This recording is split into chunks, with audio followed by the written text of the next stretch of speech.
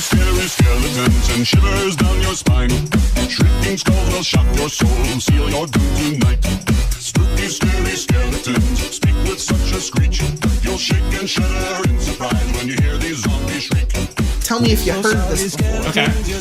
Because if you heard this before, we gotta talk about it. Now, the actor Lincoln, who's playing Rick, is saying, fucking kill me. Just fucking kill me already. Because I'm done with this fucking show. Well, you know, He wants to go back to English romantic comedies, is what he wants to He do. would rather do anything fucking else with his time. I think he just got... Well, at least he hasn't had to say Carl for the last season. No, spoilers! Carl's been fucking dead. Dude, that guy... But when the kid jumps ship, that's when all that... The good actor starts saying, oh, shit. Well, and Andrew Lincoln, he was only contracted for, like... He's only contracted for, like, the first 6 episodes or something. Yeah. For this next season. He's And gonna die stuck mid-season. for like 8 years now. And Norman Reedus picked up main... Oh, yeah, and Maggie was... she was already known to be gone. The chick... She's on a new show. it was announced last season that she was done when mid-season 9. Which is like... Okay, so here's the thing, and I'm just gonna fucking put this out here. When everybody got all salty because they killed Glenn... You know? But it was book accurate. Exactly, because it was book accurate. So I was like, okay... This is fucking stupid, but like it is book accurate, so I could get that. But then It was the last season of the show I watched. However, then they killed Carl. Yep. Now they're saying Maggie's not on the show anymore. You know what I mean? They're making all these decisions that are 10,000% counter to the book. Yeah. Like, dude, the book it becomes about Carl. Basically, you know what I mean. Yeah, it doesn't make so then saying like we killed the fan favorite of the show, and also by the way, Daryl Dixon, not even in the fucking thing, comics. And he's the main character of the show now. So I don't even killing off the fan favorite of the show or one of them, one of like the two, like because it's book accurate, I don't think holds weight anymore. No, now it looks like a shock thing. And you know what? They started deviating from the comic books as early as season 2. Oh. So it's just like when Carol dies early in the book, and it's her daughter that continues to live Sophia. on. Carol's a good character though. When there's another character, the blonde from seasons, Andrea. Yeah. She's so big in the comics. She's basically Michonne now. Yeah. Michonne is also in the comics. Michonne. But Andrea is the one fucking Rick and, Really? And playing Sasha in the comics.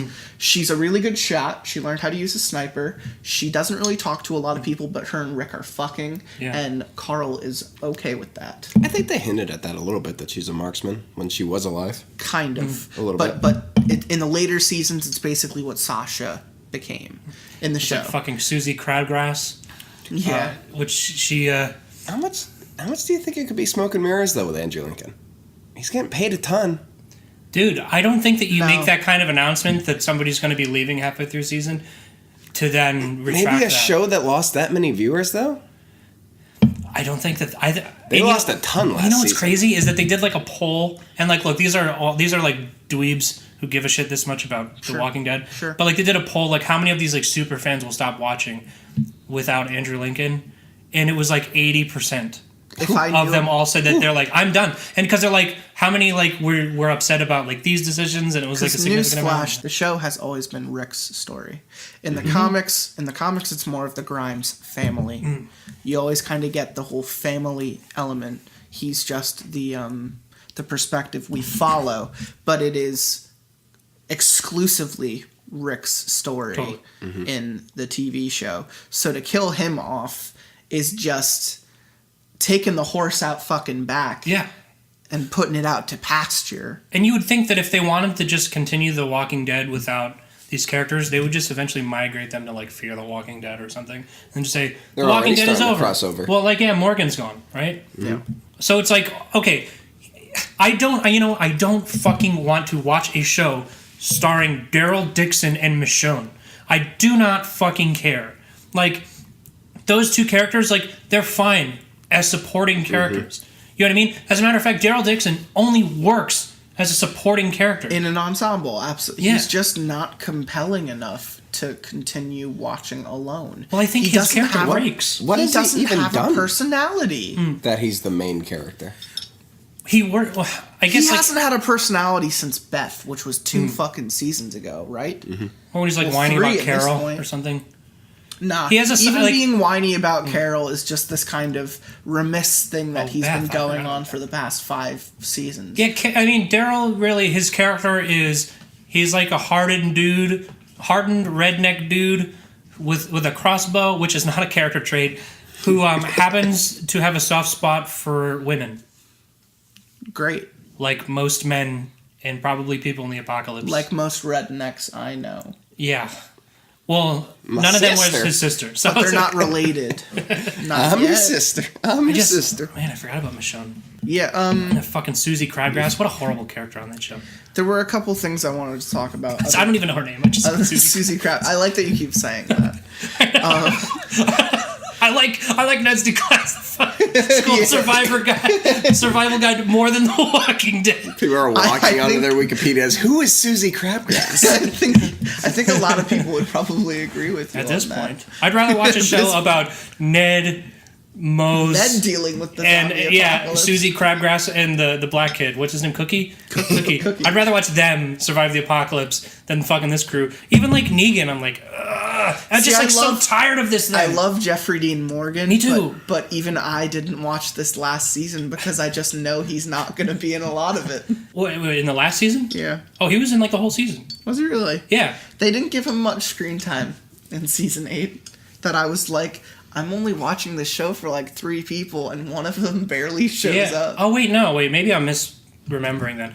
I just like, man, It all lumps together I love after a it. while. Oh god, dude, I'm telling you, I literally watched the entire series in like 4 weeks. My sister did that when she That's a lot. she tore her meniscus or something. I'll tell you what, I didn't tear up anything except for the couch because I was just sitting there That's for a long good. time. That was good. I tore open a bag of potato chips. Some Cool Ranch Doritos and some Mountain Dew. And I'll tell you what, that show is just exhausting to fucking watch. Yes, because it it's just the same thing. I'll tell you what happens, right? Starts with like people in the woods or something, and they're like, "Oh my god, something's moving," and then it's like, boom, a zombie gets shot, or somebody's like, "Oh my god," and then and they go back, and then like it's just them bitching about whatever's going on, like Maggie and Carl and Cool. And then what always happens is that somebody dies or something stupid like that, and then everybody starts screaming, and then like, no, don't do this, don't do that, and blah, blah, blah.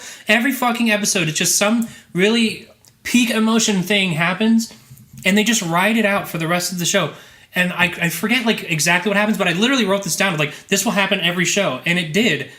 And it's just fucking mentally exhausting, like, watching it, because I'm like, I know the beats of the show, and I'm just waiting for them to happen. And I'm like, nothing about this show is enjoyable to watch. I don't care if these characters live or die anymore. Dude, you would love the comics. Yeah, I know. You I would actually started reading love them the fucking because I was comics. like, I like. Because what the comics do is actually take the time to sit with the characters and say, nothing happened. Nothing happened for a while. And we are sitting with them that entire while saying, wow, they're actually, creating a society. They're taking care of each other. They're doing their own shit. Oh, fuck! Yeah, exactly. Oh, fuck! That's every. The left wall is down! Yeah. Carl got shot in the face! Wow. Dude, I will say. There's a tank! best- There's a fucking tank!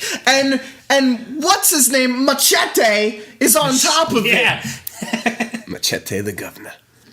What's that actor's name? Danny Trejo. Danny Trejo is exactly what the governor looks like in the comic books. Really? Oh, yeah. And he is not some Doctor Who motherfucker. And it makes He doesn't the look character, like the main character from the FP. it makes the character so fucking dirty. And that's why he's great in the comics. That's why he sucked in the show. But basically everything you ever worried about in the show gets fucking killed in the comics so that it becomes something more than just the thing you worry about. It becomes like a literal life and death game for everyone involved, and they might die on the next fucking page. Yeah. And that's what keeps you there and with it. And cool, so that when those tense moments are tense, they're super fucking tight butthole, because you are sitting there waiting for what you expect to happen, and then it goes total fucking opposite and kills someone completely unrelated. No. I gotta say, though, the one I fucking think that Carl's the lamest character ever in the TV show. He's great in the books. But that's what I've heard. I've heard he's kind of an asshole in the books. He when they lock Negan up, Carl actually becomes friends with him because he's that angsty against his dad. He's like, my dad doesn't want me talking to you. So then he like sits by his jail cell and just talks to Negan for months. For fucking months.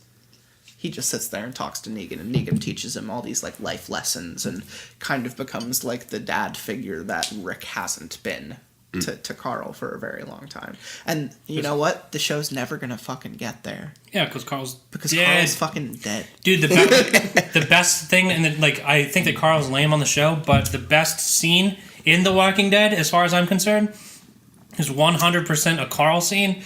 He's eating pudding. Yeah, he eats an entire. I was gonna say that. No, it's when they have like the Mexican standoff with like with Negan and his crew and the fucking trash people. It's like the main character Rick and his crew align with like the garbage people and all the other people, and they lock up in that town. And then Negan is like, "Hey man, we know what's going on. Fuck you." And they're all like standing around and they're holding guns, like, "Yeah, whatever. I've got a gun too." And then the trash people are like, "Yeah, but just kidding. This is a triple cross." And then so they pull their guns out on all of Rick and his pals.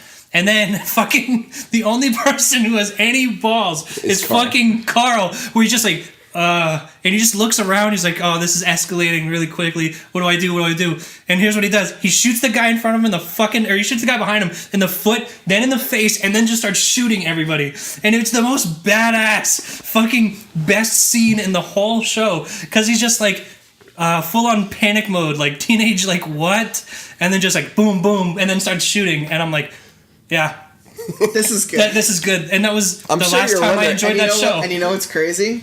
I didn't even get to watch that scene because I was off it already. Oh. Just watch that one scene. Right. Record scratch. I'm sure you're wondering how I ended up here. It was just... That is the comic book!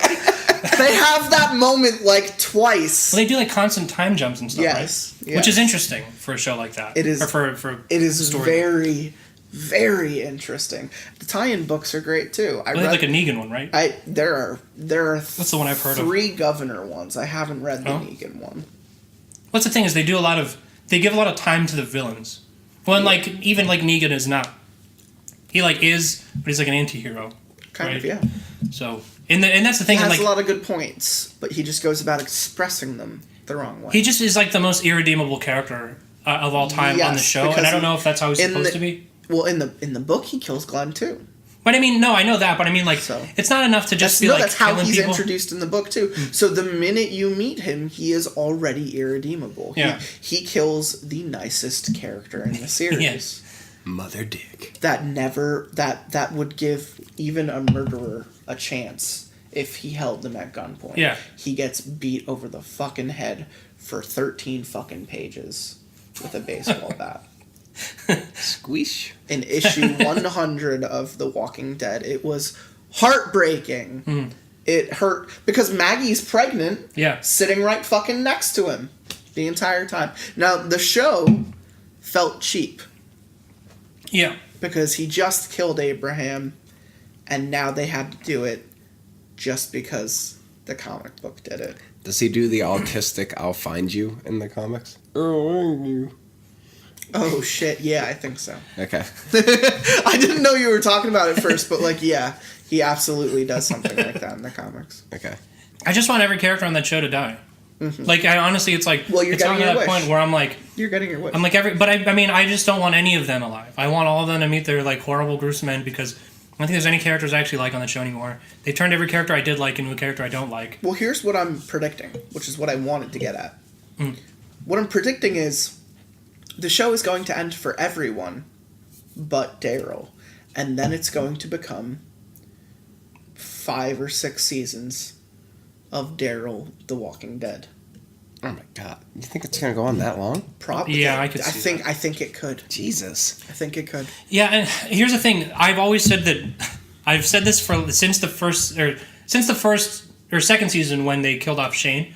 And I was like, this show is the greatest scam on television. Shane dies in the first issue of the book. Oh, well, that checks out. I mean, it's just like the. Actually, I think I knew that because I think that's how as far as I got in the comic books. Well, that's when the art was good, which was like the first 10 issues. I just think that like it's the most genius scam ever created for TV because because like because they've already established that they will go off script. So like what they can do is that they can kill off every character, which they're clearly doing now. Like they were going by the book, like the Glenn thing, like everybody hated it, but like I get it, it was part of the book, but like. Now they kill off Carl. You know what I mean? They're killing off these main characters. I guess they're probably gonna kill off Rick. Why else would he not be there? You know what I mean? Like you have to just kill him at that point. Maggie will probably die. Either that or she'll just be off screen. You know what I mean? In her town, and she'll have cameos. You know what the shittiest thing about what you're saying is? They're not gonna kill everyone. They're literally just gonna send some of them away. Well, that's what I was thinking for like. I mean, that's what they're doing with Morgan, right? You know what I mean? He's just. Is that what they did? I don't going know. on I Fear didn't the watch Walking the Dead. last season. It's the future, though, too. Apparently. And Apparently, Fear the Walking Dead is now ahead of The Walking Dead. But it was always because Morgan a prequel. leaves Rick. But it was always a prequel. I know, but that's But maybe they're so just time strange jumping now to, like, that the same it's been timeline. 4 seasons and now they're ahead. So you think they're just going to time jump to like they've made? You know what they should do is they should just time jump to the same time, because then they could do that. They can be like, oh fuck, this show is going to jump the shark. I think that's what Deputy Dewey just said. I think that checks out. Have you watched Fear? No. See, I watched the first 2 and I just wasn't into it. That invested. Yeah. I watched the first season and then I read about the recent one just recently, just because I was like, I haven't like looked into the show at all, so I don't just want like to read waste the the Wikipedia a little actual bit. like 10 hours. Watching Well, you don't have to the waste show. it. All you have to do is Google The Walking Dead, and you'll just see an article that says fans are angry that this character just died. Sure. I'm like, okay, this show aired 15 minutes ago. Yeah. You know what I mean? Fuck you. This is why I won't watch this show. Yeah. Breaking Bad was better. 1,000 triple times better. Yeah. Also, Better Call Saul, overrated. Not into Better Call Saul? I love the first 2 seasons. Haven't gotten into that. I liked the first season, but unlike Breaking Bad, which felt and was directed and pointed and had a direction, and an ending for that matter, Better Call Saul feels like a regular old show that will go on forever and ever and ever if they needed to, without like a proper end in mind, or if there is, it's completely undefined. Yeah. So I have to seg us back. We haven't introduced ourselves yet. We've just been bitching about Walking Dead this entire time. I'm glad I can finally get this off my chest. Yeah, no, this is the outlet for that. So this is Lotsa Pasta. This is the podcast where we, talk about horror shows, horror movies, Italian food. horror experiences, and Italian food. I love horror experiences. We recently a lot of things have happened. In between episodes 96 and 97 have probably been the span of like 3 or 4 months. So there's a lot of shit to catch up on, but like this show had been backlogged for so long that I just didn't need to record for a while. So now that more horror movies have come out and we've done cooler things lately, like we're recording again, and I'm back here with Punxsutawney Trill and Deputy Dewey. So when I say that, like, the last time I saw you guys was like, for recording was like 7 or so months ago, that's like, oh wow. But in the show it's only been like 10 or some episodes. So anyway, the first thing I wanted to talk about, which is it's a little personal story. I recently got bitched at on Reddit for sounding pretentious when I said something along the lines of having experience watching, judging, and going to school for film, and then saying that Hereditary, in my understanding, wasn't as great a movie as everyone is saying it is. You artsy son of a bitch. I basically got called a pretentious asshole. And all that I wanted to say was I was disappointed by the movie. Punxsutawney Trill, have you seen Hereditary? No, I haven't seen it. Okay, I hope you are aware that Deputy Dewey and me, your host, Captain Death, have both seen it and are now going to talk about it. Go for it, man. So here's the thing. The entire movie is about a family's lineage and how through mental illnesses plague each of their generations, that now it has eternally fucked their family. And the way the movie takes place. Which is only really revealed in one scene, and it takes like It takes a couple minutes. And it's just like, and whoa, here's what I okay, wanna say. and then that just continues. Here's what I want to say. Off the bat, it's wonderfully acted. Compositionally, it's tight. It is very... It makes you very claustrophobic, just as an experience. A lot of the angles are very tight. They fill them with a lot of people. There's a lot of close-ups. There's a lot of weird characters and weird perspectives. And it introduces a really fun, almost like a lot of people say The Witch. I say it's I say it's more like It Follows. Yeah, Vivitch. I fucking loved The Witch, and I heard this being like talked about in the same breath as The Witch. So here's the thing. The Witch is a fantastically crafted movie. Hereditary is not. What it comes down to is basically the ending, and the ending makes or breaks a lot of the movie, because I think it's written poorly, and I think that they don't earn it. Not really. And what it ends up being is, through the way lines of their generations, each of the family members are essentially set up to sacrifice and die for the resurrection of a prince of hell. And that their grandmother essentially made good on a cult when she was young, and has been killing family members, or at least ritualistically setting up their way lines to kill them at certain times. Now, the movie hits a dropping point mid-film, where the youngest and weirdest daughter gets her head slapped off by a telephone pole in an accident where her high older brother accidentally swerves out of the way of a deer, and her head just fucking slaps the pole and falls off. Now, the cult couldn't have wanted that to happen, right? You are absolutely wrong. there is a, and here's what I mean why it doesn't earn itself. They are trying to tell me that by putting a little symbol on a telephone pole, that girl's destiny and fate had been tied to that exact moment. And you know what the worst part is? They don't display anything to make you imply that.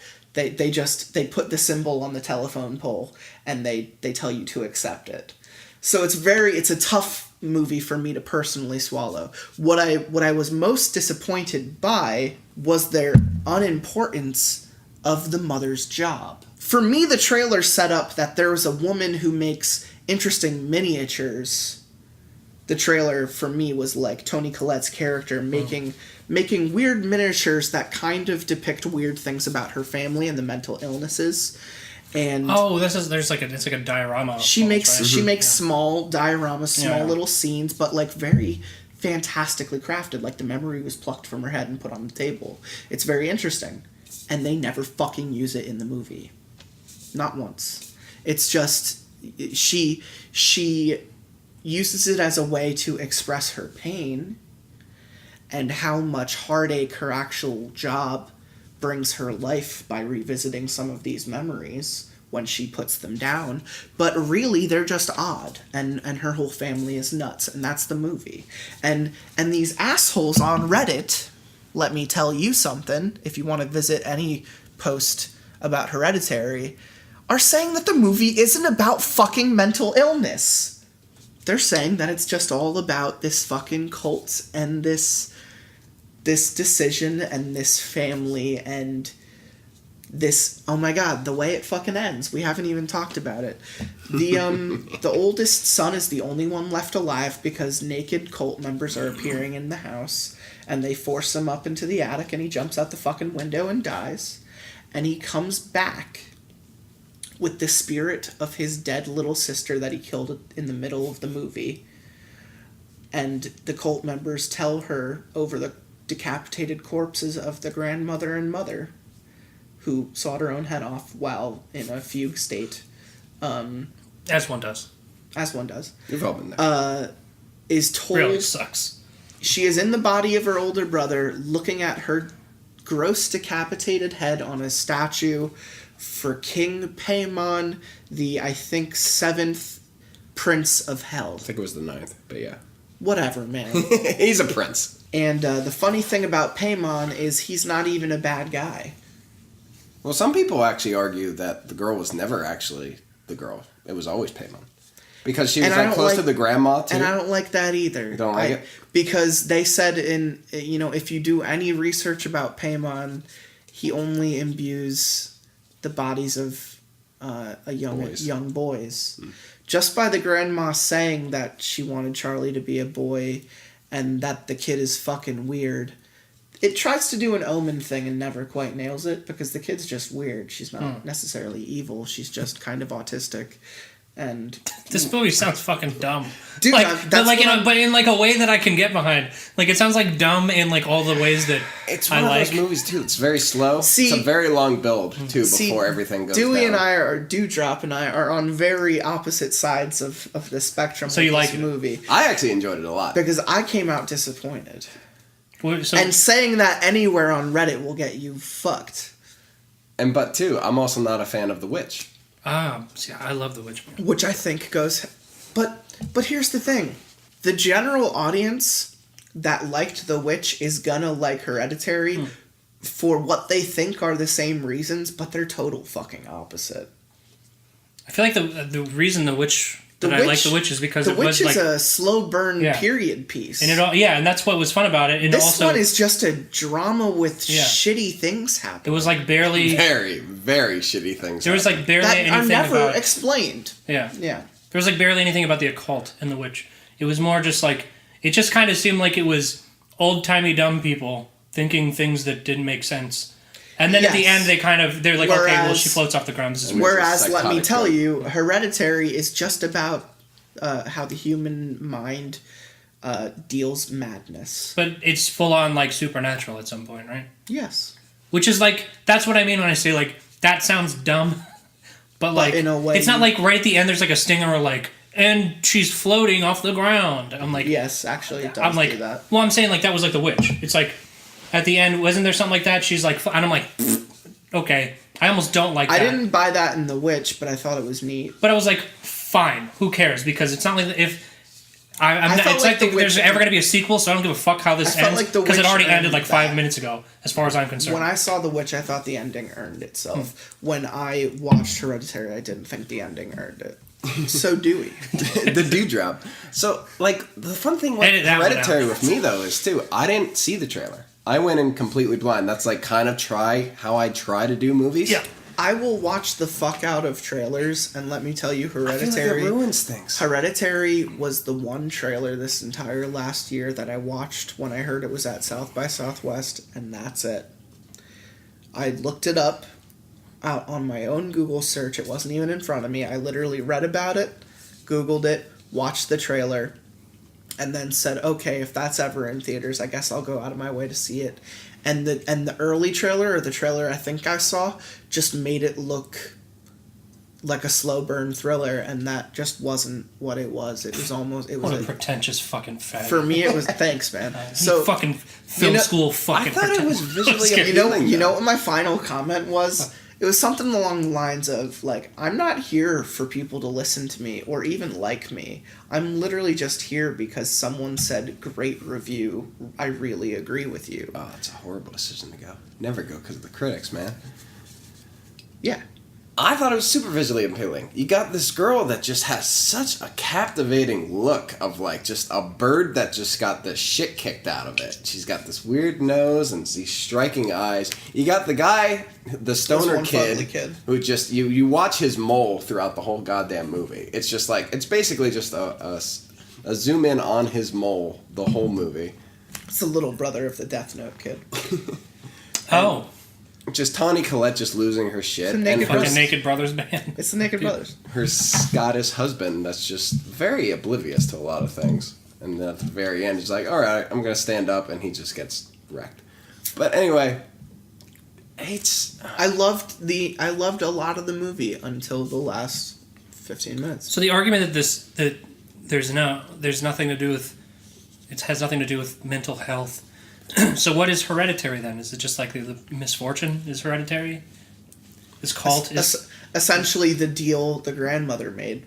Oh, okay. Well, fair enough. Hereditary. It went through the generations, and it said that, this amount of people had to be sacrificed for this reason, and that to end up with the youngest male in the family, they would have to do X to get Y, and that is why that they transferred the originally intended soul for Paimon, Charlie, into the body of her brother. And at that point, I kind of just sighed. Because it's a convoluted mess. Well, let me just tell you. So, I recently watched a cinematic masterpiece for the first time in like a decade. I watched The Water Boy. And has anybody else ever noticed that all those college students are like 35? Alligators are all honorary because I got all them teeth. Yeah, I actually did notice. I never noticed it. So I was watching it again and I'm like, wait, what? Well, Hold on. Vicky looks pretty damn I old, recently did shrooms. She's like, yeah. They're all. I mean, they all look too old. I recently did shrooms and watched Return to Oz with Disco Dracula, and I had a really bad trip because that movie that was originally intended for children should not be ever watched by a small child. It is Disney's darkest fucking film, and I started to have a bad trip, and getting out of it, we went to the special features because we're nerds. Because let's look at the 80s special features for a DVD of a shitty forgotten Disney film. And Firuza Balk, who played the daughter, or Dorothy, in that movie, is the hottie in Waterboy. And she had been acting since she was like fucking 10. She played fucking Dorothy Gale in that movie, and she's fantastic. So when you said Waterboy, I had PTSD to my bad trip while watching Return to Oz. I hope you like what I did to y'all. Isn't that the chick? It's not the chick from The Craft, too. It is the chick from The Craft. Yo, okay, so just speaking of like weird, dark shit from like for Disney, so they're remaking. This one's the worst of them. Oh, it's the last one. They're remaking Dumbo, right, with that Tim Burton one. Mm-hmm. Are they remaking Pinocchio? Because that's a fucked up movie. I want to see them. I would love to see. Because I'm telling you, Pinocchio. My favorite Disney movie ever is Aladdin, and I could not give two fucks about seeing that in live action. I have no desire to see the things I liked as a kid in live action. Like, I think Lion King is going to be fun. Oh, that honestly, like, as soon as they announced Beauty and the Beast, I was like, don't see this movie because they will make Lion King. I didn't see Cinderella. They will make Lion King. They will make Lion King. I didn't. And pay like the for week Jungle after, Book. they were like, we're making Lion King, and I'm like, fuck you, I'm done. I want to see this shit. I didn't pay for Jungle Book, but when it came to Netflix, I watched it and I really enjoyed it. I heard that was good. Well, you know, and here's the thing: is I'm sure they're going to be good, right? Because their source material is pretty fucking good. And like the Lion King source material, really fucking good. Also, they made the Lion King a few months ago. It was called Black Panther. Put a couple more songs in there, and you have the Lion King. Wakanda forever. Okay. I fucking hate that line. It is the most lame, corny thing. Anytime anybody says anything forever, I'm like, oh, what are you, like a fucking tween band? Like, shout out to episode 82, where Terry the Tickler and I actually give our first impressions after watching Black Panther. Because it's completely unrelated to this show, and it is hilariously bad. Black Panther's okay. Lots of pasta forever. I like that. Thank you. And I like that you can say that after bitching about it. No, I liked the movie. I just thought it was okay. They've been on a tear lately, right? The last three? Ragnarok, Black Panther, Infinity War? Well, I liked Ragnarok. I really liked Infinity War, surprisingly. Same. It's just, you know what it is? It's the first movies. Other than Iron Man, I thought all of the first movies were kind of lame. Also, I loved like Incredible Hulk, but that's I like because Ant-Man. because I'm an emo. Which one did you like? Ant-Man. I liked Ant-Man as well. End of phase 2, though. But, I mean... Oh, okay. But I'm saying, like, Thor, Captain America, I actually... It's really just those two. I'm kind of... I had seen all of them in theaters. I followed every single fucking one of them, man. I was the fan that everyone bitches about. Well, the one, I guess... I put Black Panther right next to Thor and Captain America as, like, mediocre. Like, and that's not saying, like... I'll bet you they're going to make a Black Panther 2 and it's going to be really good because Thor 2 I liked, Captain America 2 I fucking loved. Mm-hmm. You know what I mean? And Black Panther 2, it's just something about the second ones that they get all the bullshit out of the way. They've established what's going on. I think now we can just fucking have a good time. I think a Black Panther 2 definitely has the ability to be vastly improved. I was hoping Black Panther 1 would basically be Black Panther 2 because they kind of got they introduced his character, but then again they didn't introduce like Wakanda. They they had to do all none this, of that just shit. Little stuff and they established And all they that. held our fucking hand the entire movie. And you could feel it because the grip gets tighter and tighter and tighter until it's as fucking tight as a cat's butthole. Who's gonna be the bad guy in the next one? I don't fucking care. Oh, it's Thanos. Oh, Oh, yeah, he got fucking dusted, man. Black Panther got. Oh fucking yeah, I forgot. Yeah, they're not gonna make any more of those. He got dusted. Okay. that's how that works. Yeah. So here's a how that question. works. I guess we'll never get to the story, but what do you? Who's dead? Who's dead at the end of Infinity War 2? Oh, a lot of people. I'm saying.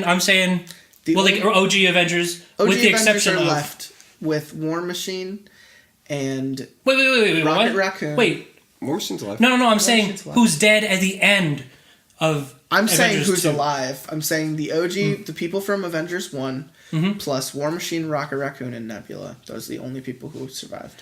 And that should be a pretty good indication of who's going to be dead. No, shout out to Okoye. She's pretty much the only reason I liked Black Panther the movie. So Okoye. Who's that? Denai Guerrera from Walking Dead. Michonne. I think yeah. his sister's probably still alive too. Yeah, Yuri's Holy fuck! I did not make that connection at all. You didn't know that was Michonne? Holy shit, dude! She's the best part of Black Panther. I like the sister, the younger sister. Shuri was okay. I too. love her. I think she's great. I thought Okoye was better, but that's I just like when because she I looked Michonne. at his feet and said, "What are those?" That's when you liked her. That's when you liked her. Yeah. No, I thought she was funny. Did he freeze like an like her. antelope in headlights? She was good. Honestly, the older one, wow, holy fuck! I did not realize that was Michonne. Crazy what dreadlocks can do. Seriously, I think it's just the hair because like her hair is as much a part of that character as like if she had a sword in Black Panther, like holy fuck. Okay. Making I that have connection. to change topic Okay. again because there was one other thing that I had to talk about with you guys. Yeah. We can only talk for like another 8 minutes. I will only let us talk until 8 more minutes. Okay. But we have to talk about the game that you guys came over to play with me like a couple weeks ago. Oh yeah, The yeah. thing. Who So, goes there? So after Deputy Dewey and I had rewatched both of the Thing movies, We looked at each other's things. how did you feel about those movies? Oh, awesome! I actually really even liked the prequel just because it was it was smart and inventive, but like the It original, was more the same. It was more of what you knew. You love that that end. That It was a ending. prequel. The second one. The second one was a prequel. Oh, I didn't know that. I thought it was a remake. It's the Norwegian base from the first movie. So when the prequel ends, it's literally the helicopter chasing the dog. Okay. I have watched really the great. thing. Do not remember anything about it. So I mean, I remember the premise, but that's about it. so I had been for maybe a month or two now, I had been writing rules to a game, a house game, if you will, that I got from an idea from someone called Nunyon on Reddit. I want to give him credit for at least saying the idea. He didn't call you a pretentious dick on Reddit. No, not that guy. But you are a pretentious dick. On Reddit. Yes. Whoa. No, in life.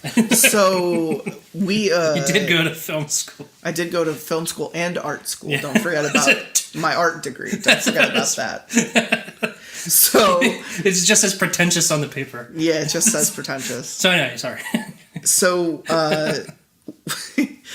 so Deputy Dewey and I had watched both of the movies, and for 2 or so months I had been adapting rules to a kind of Thing game, but it's more like this guy basically used to play Trouble in Terrorist Town.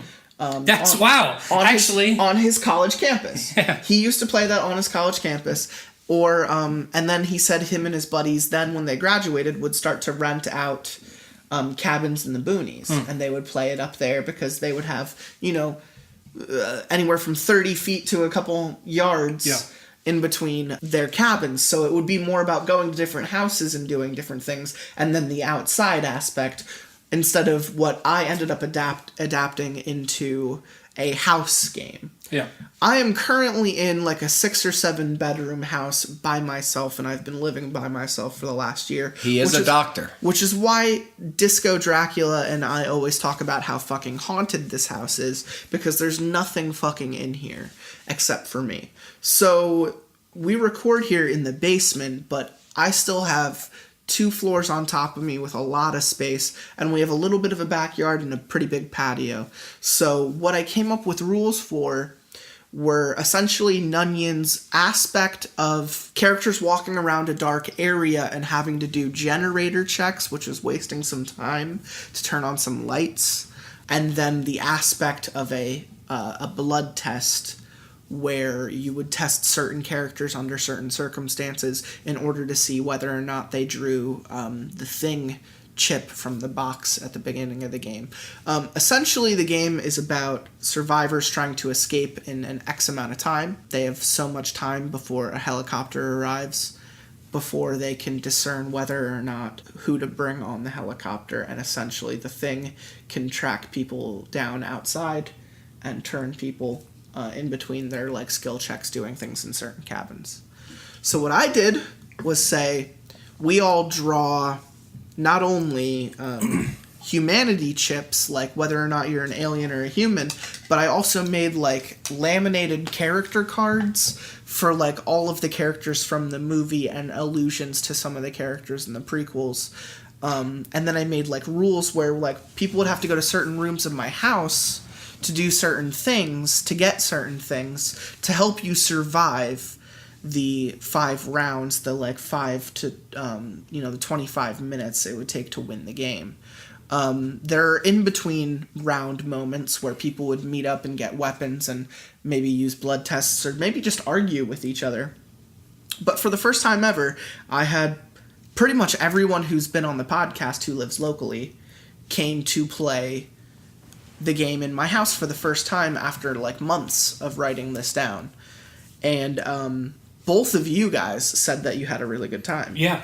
Awesome time. So I just wanted to talk about some of the experiences we had, because when I say collectible items, I mean anything from a small Nerf dart pistol to a key to a blood test to like a bloody machete to a fucking battery-powered Nerf minigun. Yeah, like we really went all out on like making, defense for the human characters feel real, at least. So the minigun was essentially Child's flamethrower. Then everyone else had the ability to break into the armory and get guns. But most games came down to people watching each other's backs and pairing off and trying to do certain skill checks in certain rooms. Yeah. And because we were a little pressed for time, I don't think we quite finished the first 2 games, but we pretty much called it finished because we would know the ending. Yeah. Which was they killed all the things. The drama was over. The drama was over. All the humans were left. And no one, and the infection never spread too far. If it was 2 or 3 people, they were found out by rounds 3 or 4, and the game never quite ended. Like, the people never had to do the helicopter checks or the end of game. We still haven't done the end of game thing. It's just the 3rd time we played, out of the 3 times, Deputy Dewey started off as the alien and infected the entire group, or we killed the humans. Yeah, there was only 1 human left. There was only 1, and I believe it was Tenron Otrin. Yep. Who got nerfed at the very end. And he believed us so well, Punxsutawney. He thought we were human. Oh, I turned him right at the end. Yep. I ran down... Actually, no, you killed him. You straight up just murked him. There were many... Yeah. There were only so many moments... There were only so many moments where I was able to sit back and just kind of enjoy myself instead of wondering what everyone else was doing and making sure everyone else was playing correctly. Sure nobody's breaking anything in your fucking house. That's another thing too. But the one moment I could think of is going down the hallway, the long hallway all the way upstairs, and turning around and seeing like a huddle of people just like conspiring on the other side. You had the perfect horror movie stance. Like, if anything could give away that you were a thing, it was that. You know what the funny thing is? At that point, I hadn't been infected. You were still human back then. I was. Oh, man. Well, freaking, what's his name? I don't know his name on the podcast. I immediately turned around and... Where am I? That's his name on the podcast? That's his name on the podcast. podcast. Well, Where Am I was freaking out about you. Where Am I was running around downstairs, and I hadn't even been infected yet. I was upstairs doing the radio check, trying to call for help on the radio, when Franz McBoohoo sat with me the entire check. Neither of us had weapons, but he sat there the entire time and just talked to me. And the minute I left the room and went down the hallway and talked to you guys and turned around, he came back and fucking turned me. Ooh. He had me alone for like a whole 3 minutes and didn't turn me. And then hid in that fucking room until I was done talking to you guys, because you wouldn't let me come back there and get a fucking gun. Nope. Get away from us. I was like, are there any guns left? Are there any fucking, hey guys, are there any guns left? And you're just like, no, stay away. And everybody walk in front of me. And you sent Where Am I down to me, like kind of to his death. And I was like, I swear to you, I'm not fucking infected. And then I let him by me. And then when you guys said still no, don't come back here, I turned around and that's when fucking Frowns got me. And I was so fucking mad. But then I went downstairs. And everyone had gotten back down there at that point. And Where Am I, standing in the fucking kitchen, screaming his lungs out. When I come up behind him and actually make him scream when I turn him, he physically fucking yelps. And that causes Tenron Otrin to come out of the garage and look right at me as I'm holding on to the back. It's like I'm being caught mid-assimilation. You were mid-jerk-off. I was making sweet, sweet love to Where Am I when Tenron Otrin walked in. That was just the best part about the game, how each game was so vastly different than So the you know last what one. I fucking did then? I went and hid in the shower in the basement, waiting for someone to come back and restart the master generator switch. Because I think Django Phillips had turned it off like a turn or two beforehand. But anyway, we had pretty much the entire podcast group there for the game, and I just wanted to talk about it for a little bit because I thought it was a relative success. There are things we are going to change. Yeah, first time got to work out the kinks. Yeah, the first time we played it was like the first or second weekend of June, and a bunch of people had some trouble with the rules and how to play and like how to handle it, and I was just trying to get it across as fast as I could, but like it was tough, and a lot of the things really came down to timing, and those are just a lot of you don't nail that the first time. It's like trying to go to a dance class. It's just like you're not going to get it your first time. Dude, like rules are tough. Like, you know what I mean? It's like, Yeah, how do you read something like that, or how do you like? I mean, even if you were to put out your like a comprehensive rule book, it would probably be like 6 or 7 pages. It is 8. 8. It is sitting upstairs in the folder for the game. That would be tough to remember if I read it, and then I was like, "Let's play now. Let's do it." If we all just sat quietly and read it, and then just said, "Let's play," it's cut up into sections. Essentially, what I do is I wrote the rule paragraphs on the back of the cards, and I wrote the character sections on the character cards. But then that still leaves 5 or 6 pages of actual rules on how to play and how to traverse the house, because we essentially said people were turning on too many lights. You can only turn on lights in rooms with items. We at one point said you can't use weapons or turn anyone outside, but then it became too hard to turn anyone inside the house, so we allowed the outside option. It's just like there people were surprisingly more interested in actually playing correctly than I was expecting. So it actually I thought it went pretty well. Like, we had a good group. Like, honestly, like the only thing that really went wrong would be up to like minor balance changes in the way things work. You know what I mean? And it is what it is. And like, we never got to like the end where we're figuring out helicopters and shit. We're forced to vote. But we also stopped 2 games before the last round where helicopters would have appeared. They would have, yeah. So like you know what I mean? So we did get 1 round where the thing definitely won. Like 100% won. It went all the way through the 4 rounds and turned everyone in the process, and, or killed the leftover humans, which is what I planned. And what I said was, I remember saying one thing coming out of that night, and it was how disappointed I was that we didn't have a round where everyone just tried to kill each other. Mm-hmm. I at least anticipated someone turning a gun on someone at some point, and then it becoming a kind of, we have to hunt this person down, but then they make alliances, and then guns turn on other people, and people just start killing each other. I did convince somebody to kill Where Am I, or whatever.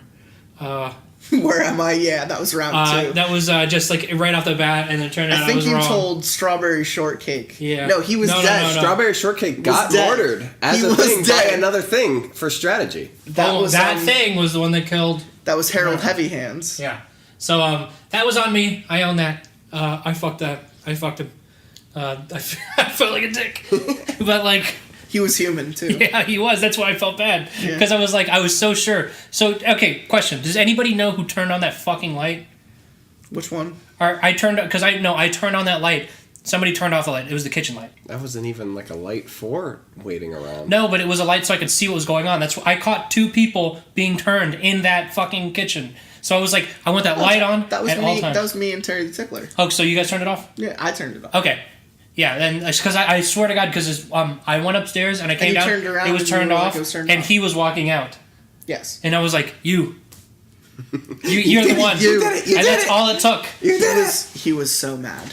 Terry was so mad that I turned him because he was defenseless and we were alone. And I looked him as all good stories start. I looked him right in the eye and I just said, like, let this happen. And I lunged at him and it scared him so much.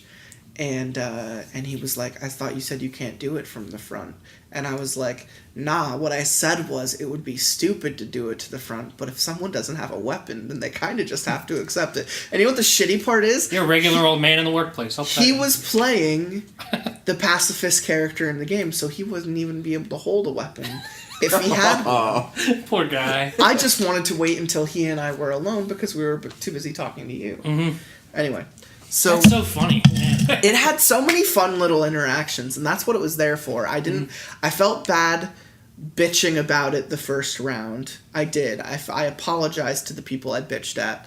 I didn't feel like people were listening, and there were very simple things that were getting ruined in the process. Round 2 is when it picked up, because we lost some shitty players, and we gained more interest and attitude. Well, I think everybody, by that point, everybody knew what everybody was pretty solid on what was going on. And anything that was confusing, and now they had a second chance to go back and try it differently. And you know what's ironic is I got changed every fucking game.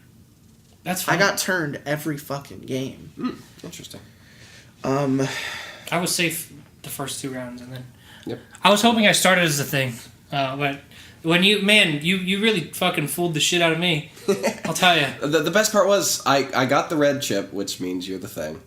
And then strawberry shortcake. Yeah, strawberry shortcake was talking to me about hanging out in the beginning, and I was just like, all right, cool, I'll probably get strawberry. But then strawberry turned on me to hang out with Harold Heavy Hands. And I was just like, this motherfucker. You know what? I'm going to see if I can maybe turn people on him, because he just like totally ditched me right in the very beginning. I was like, and that's how you Harold Heavy Hands has a weapon. Strawberry shortcake's trying to get him. Let me tell you. The reluctance I fucking had wash over me when first time playing the fucking game, I got thing. I pulled red chip in a group of white chips, and I was like, at first I was like, this is poetic. I've been writing about how to play this game. There shouldn't be a better person to be the thing the first time. If it's broken, you'll know. And let me fucking tell you, I did a terrible fucking job. I not once waited for a good moment alone with someone. I immediately took risks. It was almost like I wanted to be catched. I felt like a fucking serial killer. You were barely out of earshot when I jumped on Terry the Tickler. Yep.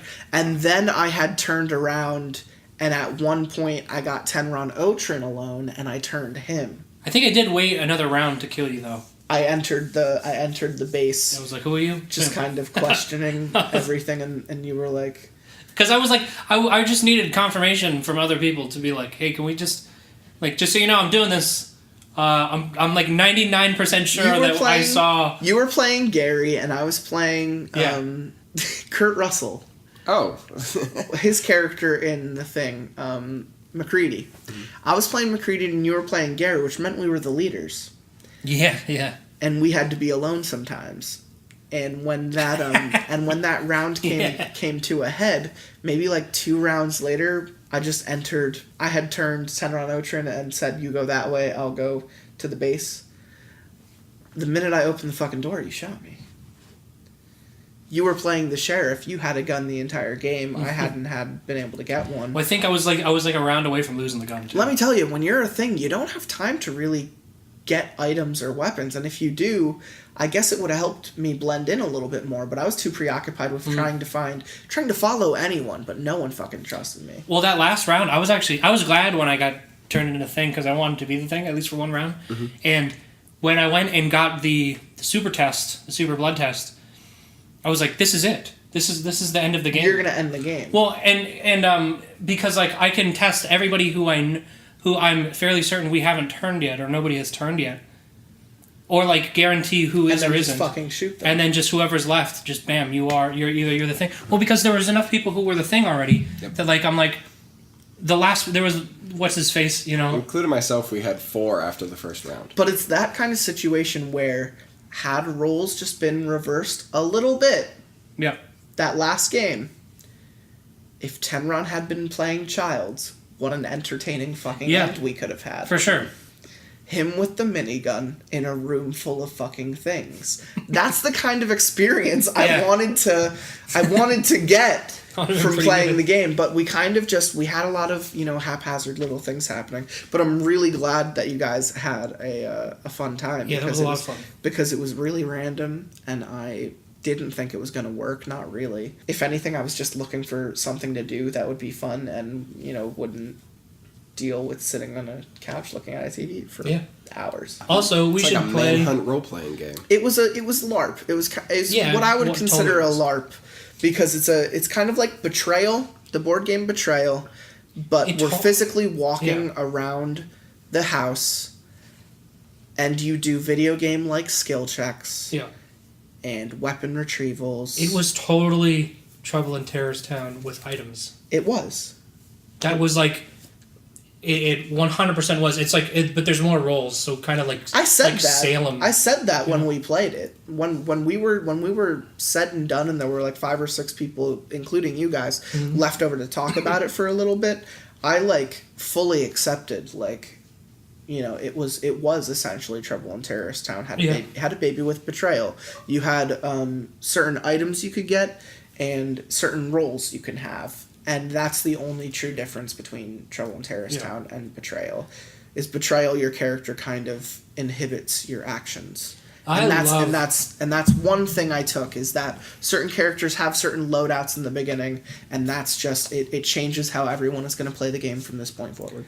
I love like the concept of asymmetric games, things that like I've so far like we were talking about Friday the 13th, and I was talking about Evolve, games that I think work more in concept. You know what I mean? My God, well, and like good guys. But like as like board games and like live games, they just straight up work. Like there's something about like it's like playing like online poker versus like poker with your friends. It's like if you want to poker with your friends, or you want to poker online. That gave me like you just talking. It's like it's a different game. You know what I mean? Absolutely, because it's a different experience. You see your friends' faces. Mm-hmm. I made a Jason costume, which is what the machete was for, and that just gave me the idea like we would be able to play like a live action version of the Friday the 13th. But game. I think that if we like went up to how are you gonna fast travel? That's what I mean. Poconos.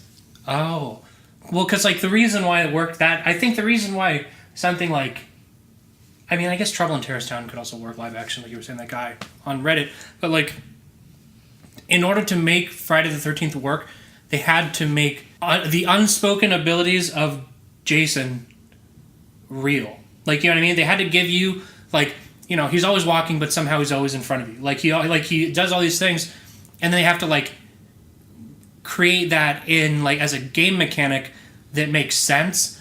Even though, like, if in a movie you ever saw Jason, like chasing you as a smoke ghost, that would be really stupid. Yeah. But, like, in the movie, it creates tension, because you're like, it's completely abstracted. You know what I mean? It's like, this is just a fucking killing monster. Yeah, and like a game, there would have to be a different way. Like, everybody can walk, but you have to be wearing these shackles at all times. No, I would say something and then more Jason along the has lines. infrared goggles. I would almost put it more along the lines, just follow me, this is going to sound ridiculous, but something along the lines of manhunt and hide and go seek, but the one guy doing the manhunting has things he could do to the people he is chasing, and they have to react accordingly, and the only way to defend themselves is through almost a rock, paper, scissors check.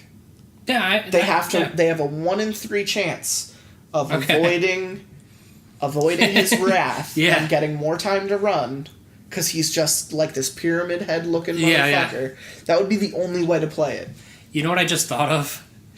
A reboot of Friday the 13th, where a bunch of college students are playing in the woods, LARPing a fucking game of Friday the 13th that in the woods, and then phenomenal. Their friends are just like, "Hey, where's Jimmy?" They're like, "Where's that whore?" And then they just go over and she's like dead in a fucking sleeping bag. Like, what? They're like looking at Jason. Like, what an awesome costume! It looks just like Jason Voorhees. It's like that would be like 1/4 scary movie and like 3/4 of Friday the 13th. Yeah, that would be so fucking dumb. And we'll never get that. No, but I would love that. But I would love it. That sounds so good. You know, the last time they tried making the movie, they wanted to do a handy cam kind of kids out in the woods thing. Oh, actually, you know what? You said handy cam, now I'm out. But that's exactly how that would have to be set up. I don't like that movie anymore. I think it's a bad movie. LARPing in the woods would absolutely have to be handy cam in the woods. See, I like Blair Witch, so I'm okay with handy cam. No, I mean, Blair Witch is fine. I just hate everything else. Okay. Well, the only other... Okay. I most compare it to Blair Witch. People would probably think of Cloverfield, but I think that... I fucking hate scale. Cloverfield. Intimate scale. That's where you're off. I like Chronicle. Intimate scale. I think Chronicle's okay. The scope is small. Quarantine. The scope is small. I never watched Quarantine. Watch the originals. Watch Rec. Rec 1 through 4. Really good. Really good. Spanish. Overall, I don't like the found footage stuff. That's okay. It upsets me. But that was makes me sad. Someone heard about that and then made a, I think, 30-minute fan film of that exact concept, and it's a guy who was doing like the Appalachian Trail hike, and he ended up in Jersey, and he ended up at abandoned cabins and decided to stay there one night, and next thing you know, he's being followed by some unruly characters, and he finds himself face to face with some of the people from the original series. It was a really great fan film. And thinking of that as a movie, I was okay with that. But if it were funny, I would like that as well. For some reason, when you said the original series, I was thinking Star Trek. The original series, like instead Captain of Next Kirk, Generation. Fucking being followed by William Shatner. Being followed by Spock. Yeah, rip Leonard Nimoy. That's Mike Myers. William Shatner's mold on his face. He is. That's incredible. That's a fun fact. It is actually an unused. It's an unused mask molding of William Shatner's face from Star Trek. That's amazing. Yeah, they just attached a gross brown wig to it. That's really good. Yeah. The painted it white. That's awesome. It's Mike Myers. William Shatner's all right. He's no Leonard Nimoy. William Shatner's all right. All right, so we've been talking for a long time. I'm sure he's a dick. But we got a short story. We're just going to get into it. The reason I picked this short story is because you guys kind of like bullshit. You like to bullshit, and you like bullshit. Well, to put it bluntly, the story's about shit. Literal bullshit. Oh. This story is literally about feces. It's about shit. Nice. At least it's in the title. So I hope it's about shit. You know, the funny thing is, I shit at work today, and I was really going through a weird thing where this guy also came in the stall, and he was just making all these grunting noises. And I was just like, I can't handle this at work. At home, you're used to just going, oh yeah, and like when you got a big one, but when you're at work, just having a person breathe very heavily and grunt right next to you is just so violating. I'll tell you what, it doesn't even have to be... violated. It doesn't even have to be like a loud grunt. If you're ever in like a public bathroom and you just hear somebody going, I'm like, that's all it takes for me to be like, This makes me uncomfortable. Okay. Even the breathing, though, just made me feel weird. Like, did this guy just, like, charge up the stairs to take a shit? There's a bathroom on every floor. Dude, let me just tell you. I like to eat me some shitty food. Sure. However, there is almost never a point where I'm, like, fucking grunting or, like, really struggling that hard. Sure. That I feel the need to actively make a noise. Mm-hmm. So when somebody goes into, like, a public restroom and they're like... See, I don't physically make noises. My asshole just does. Yeah, hey, that's fine. No, but that's fine. You can't control that. I'm embarrassed. That's what you're there to do. You're there to do that.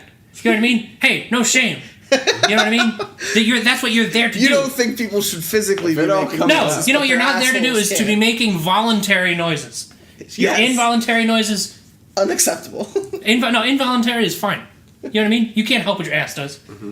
But that relief, it's just like, why? Why are you doing this? Oh shit! I have to get the title now. I have to read what we're reading. The scariest shit I've ever taken or seen. You'll get it once you read it. Pun intended. Now all the Reddit shit talk makes sense. Does it though? No. It was the horror subreddit. Anyway, the story is cut into 4 parts. I will start. It's a pretty short, it's a 20-pager. We should be able to get through it. Okay, so the events I'm about to share with you literally happened like last night, and I'm still fucking shaking. I'm not here to tell a story. Joke's on you. It's like 30 fucking pages. I'm here to get insight from all you guys that are into fucked up stuff like this. I do enjoy fucked up I stuff. don't want to hear, dude, your writing is terrible, because I just don't fucking care at this point. I just want someone to say it'll all be alright. I want help. Fair warning. I say fuck a lot. What a cool dude. How do you feel about this story so far? Guy seems all right. The first immediately. Let me just point this out. All right, it seems like we're kind of deflecting any sense of like criticism. Like we're just immediately saying, do not criticize me because this happened with our last story we read. Anytime you write I know this is done for dramatic effect because this is like. People like exaggerating to say like, I'm so panicked right now. So if I spell things wrong, it's not because I'm stupid or can't use spell check. It's because like, no, I'm just scared. Like, you give that disclaimer up front because you're not a professional writer. Gimmick. That's fine. Yeah, and sure. It's the found footage of Reddit stories. You're so fucking right. It's the found footage. The line, I don't want to hear, dude, your writing is terrible because I just don't fucking care at this point, is the beginning of every angsty teenager's long status. I know this because I have many long statuses of my angsty teenage self. Look, I don't want anybody to tell me that the status is written wrong because I just don't fucking care at this point. What I'm trying to say is that Texas Roadhouse really screwed me. That's French fries. That sounds exactly like something Deputy would write. Always about Texas Roadhouse with you. It is. Now that we've cleared that up, here's a little background on me. I'm your average, hardworking, blue-collar, all-American guy. From Texas Roadhouse. I work nights in Texas, but I live in Louisiana. Because that makes sense. And every evening, I make an hour-long drive to get to my job. And on this little drive, I'll stop to get a Red Bull and a pack of Camel Blue shorts to help me get through the night. Always stop at the same gas station, always pay the same amount, $13.35. Hell, the old lady behind the cash register knows my name at this point. The one thing I never stop for, though, is to use the bathroom.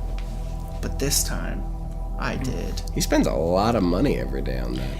Everything was normal. I walked in, nodded hello to Pam, old cash register lady, and walked to the back cooler to grab my Red Bull. It was at this point that the Taco Bell that I had for dinner, smell the bell, had decided to make its appearance and began to bang its war drums against my stomach. Fuck you, Taco Bell. I instantly headed towards the bathroom, gripping my stomach in agony.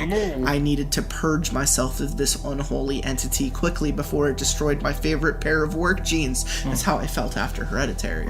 With lightning quick speed, I locked myself in the first stall I could reach and pulled my pants down and sat on the toilet.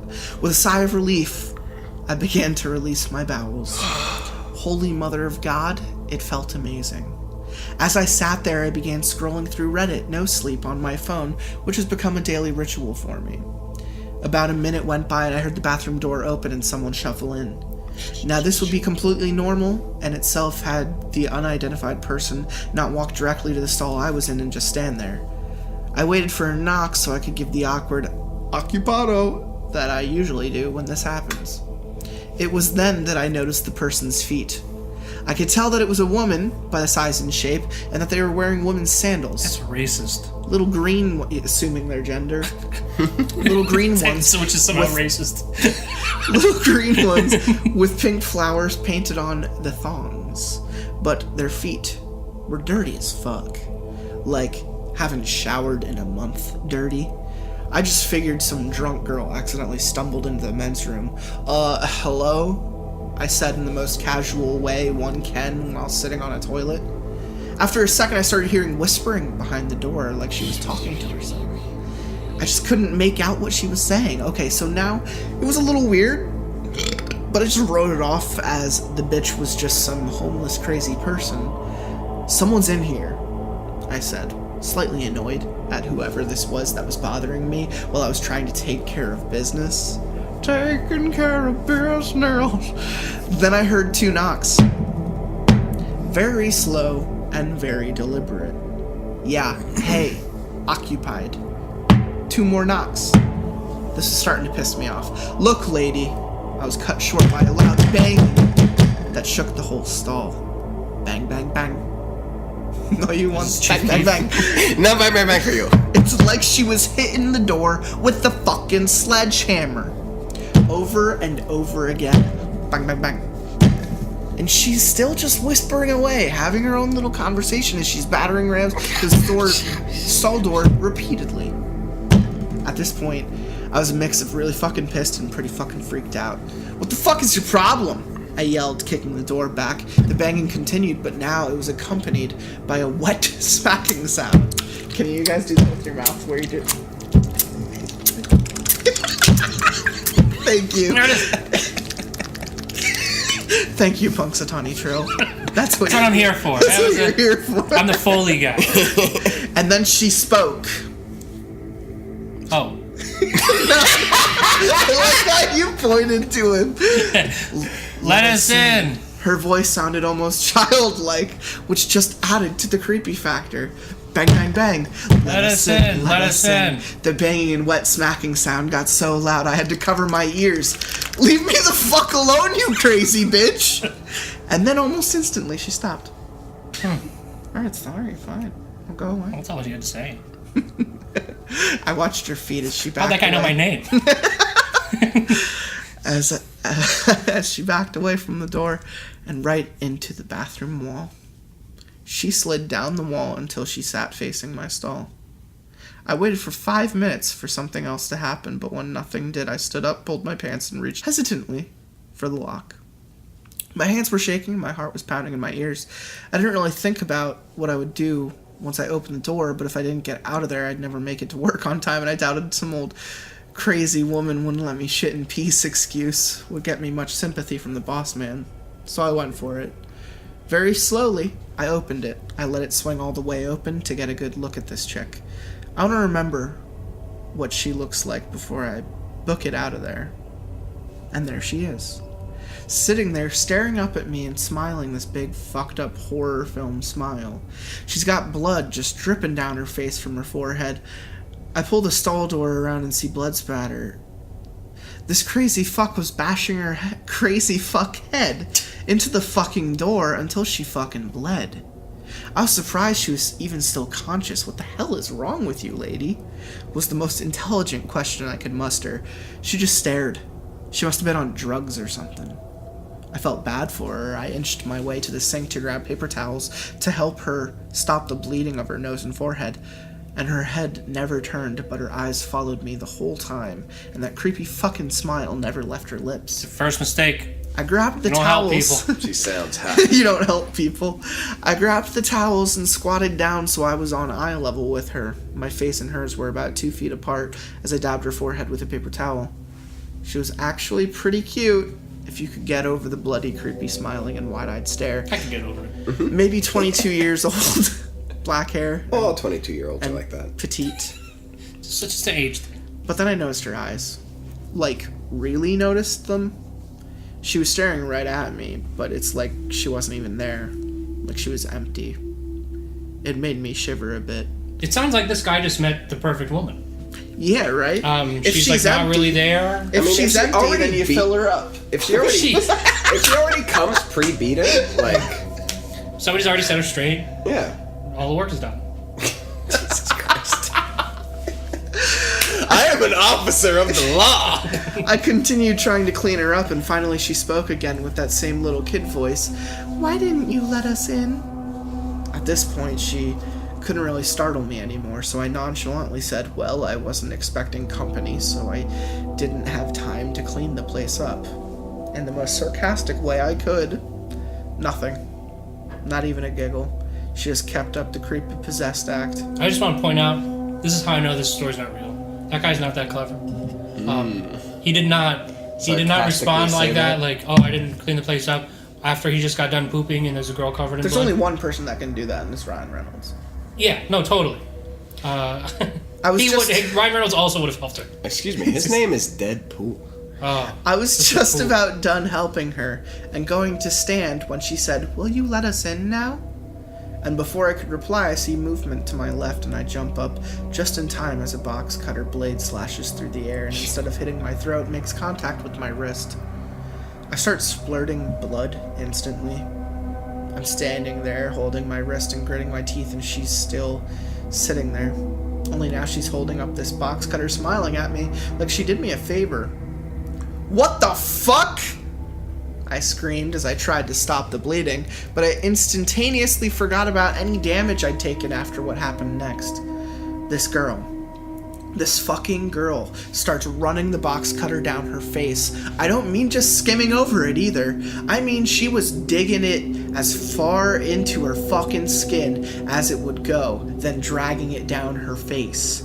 Over and over again, and she was just giggling about it. The cuts kept coming, the blood kept flowing, and the sound... Oh god, the sound it made. I gagged just thinking about it, like a knife through a very raw steak. Symbolism.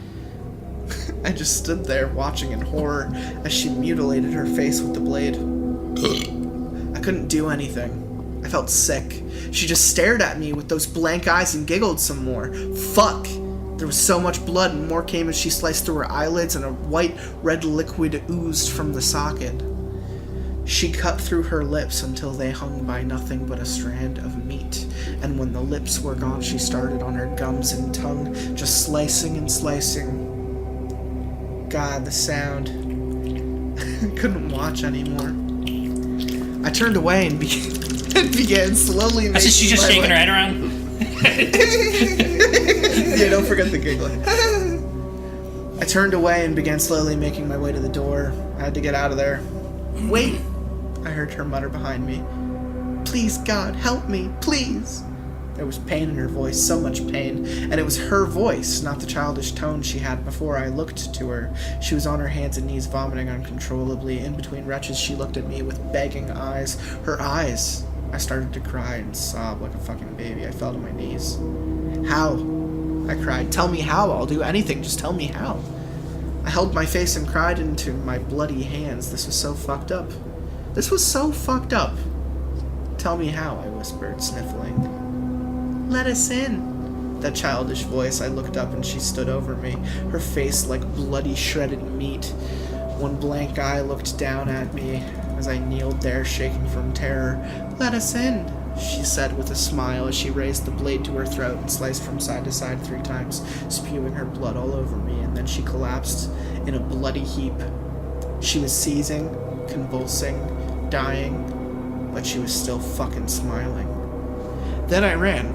Covered in blood, I ran out of the store to my car, and I drove home. As you do. 120 miles an hour the whole way.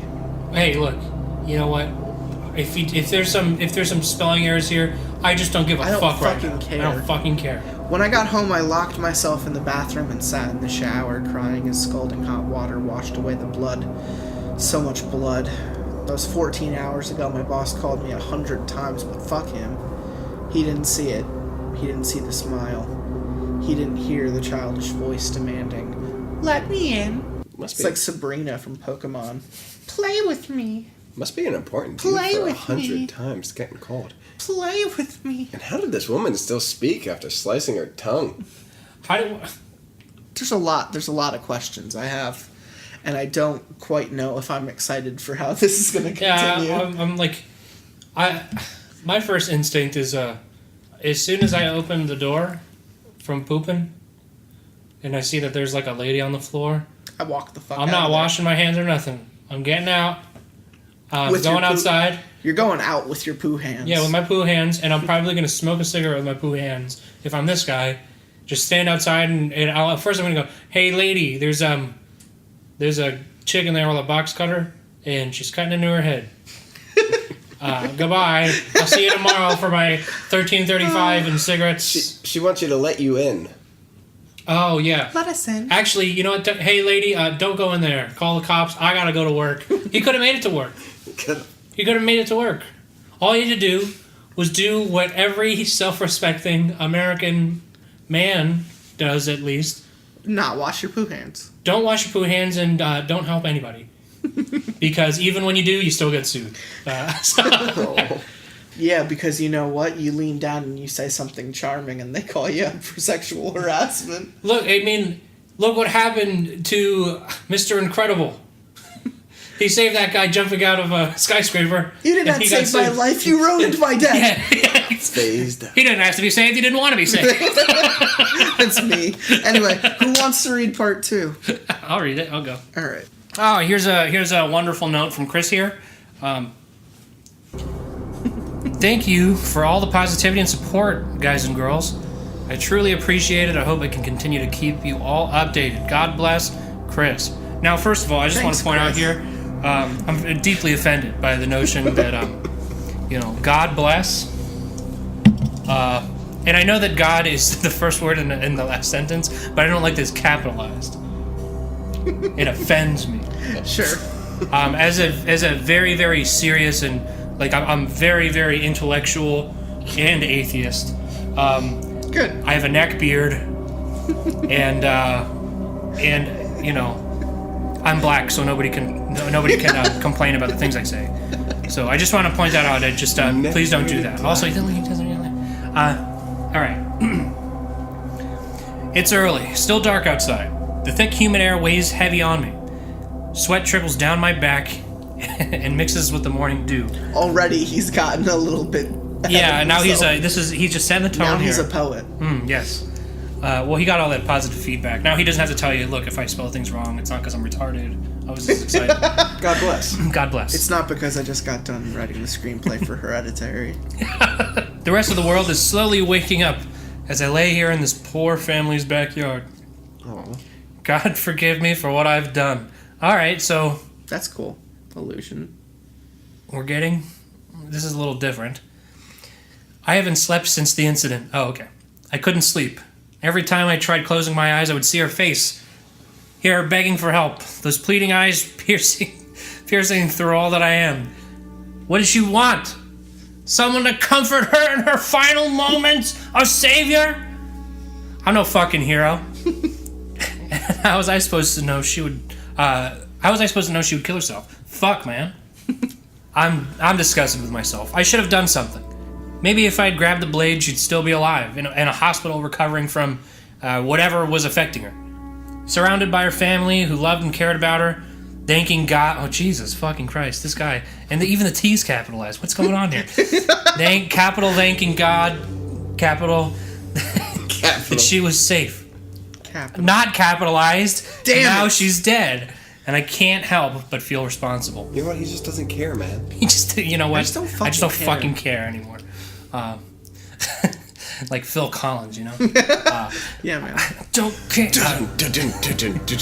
Let us in. I'm not sure how long I've been out here. I just know the moon is now on the opposite side of the sky from where it had first appeared. Daybreak was coming. I lit my 100th cigarette. That's a big pack of cigarettes. I like that you imply that he had been counting this entire time. Yeah, one.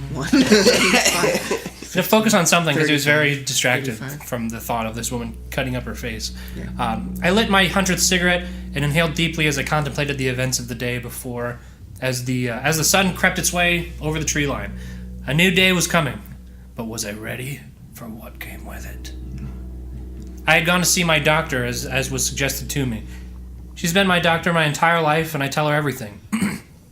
But I decided to keep the details of the incident to myself.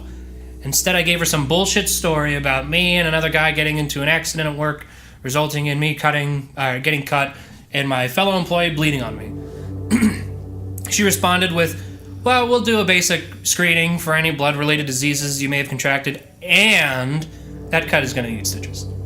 After she takes the blood, or my blood, and tells me the results will be ready tomorrow, a nurse stitches me up and I'm out of there.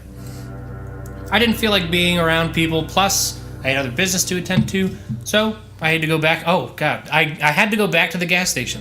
I needed to find out what happened. At this point, the cops had already probably taken this guy into custody. Well, here's the thing: he's the only fucking. Do you think he's gonna get there and there's just gonna be nothing there? That would be fun. I think that's guys, because I think you're right. Because this guy's there every day. He was just pooping in there. The lady knows him. If something was going down, she would be like, "Well, there's that nice boy Jimmy.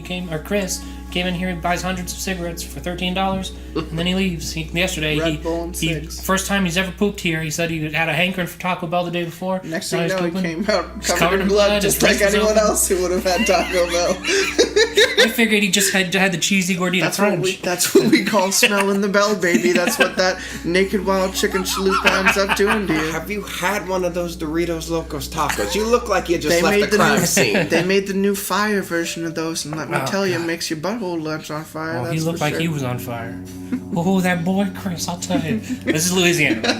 God bless. Yeah, God bless. He's pooping all day. Before I headed that way, I decided I should probably alter my. Oh God. I'm assuming in my mind he's in blackface. I should probably alter my appearance a bit.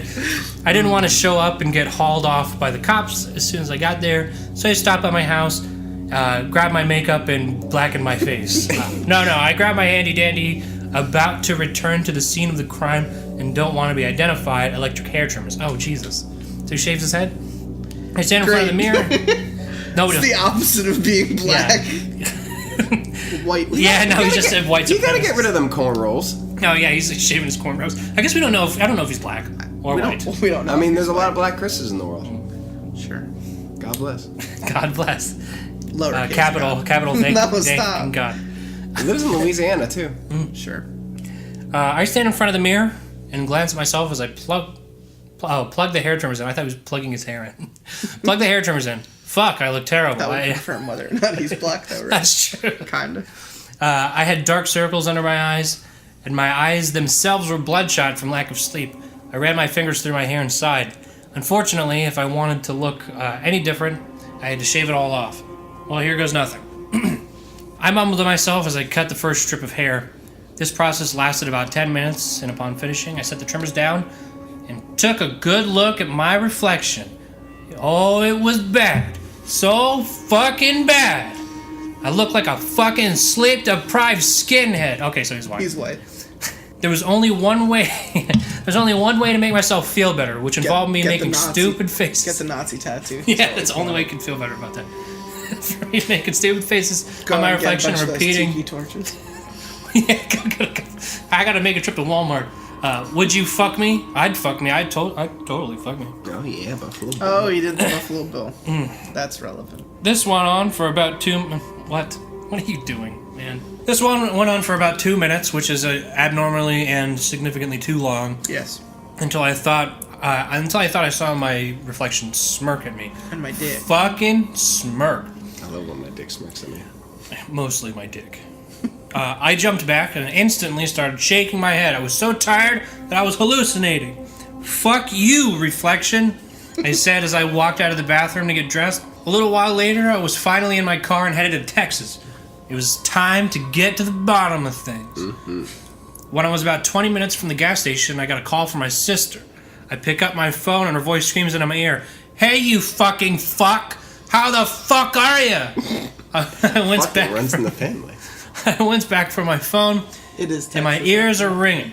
What the fuck do you want? I yell into my phone jokingly. "Jeez, Chris, watch your fucking language," she replies with a slight laugh in her voice. "Can't a girl just call her big brother and catch up?" she added with a mock sadness in her tone. "No, she can't." I is like responded you with and a your smile. little sister. Yeah, I would imagine. My sister says fuck a lot less than this. Now, what do you want? She let out a long sigh. Fine. I went to see Dr. Anderson today, and guess who I saw walking out as I'm in the parking lot, or as I'm parking, as I'm somewhere related to a park in. Yes. She paused for a second. You fucking idiot! I honked my horn like 20 times, and you just went and kept walking. Douche. I must have been more out of it than I thought to not have noticed her. Sorry, I've got a lot on my mind. She must have been playing with her dog, because it kept barking over the phone. Yeah, what happened to you? I mean, you looked like freeze-dried dog shit. That's pretty good. She said. She seemed to stop what she was doing and waited for my response. I thought about it and decided to tell her. She's my sister, so I can tell her anything. I go over the incident with her, sparring the overly gruesome details, and once I'm done, I take in a deep breath and wait for her to speak. I wait for her to say fuck. Yeah. I wait for her to speak. Fuck is the only thing she says. As you can see, we're both pretty articulate speakers, and after another long pause, she asks me in a very serious tone, "Chris, are you using again?" Oh man. This took me by surprise. I had a bit of a heroin problem. Halloween. I had a bit of a heroin problem in high He's school. really into like muscular chicks. Nice.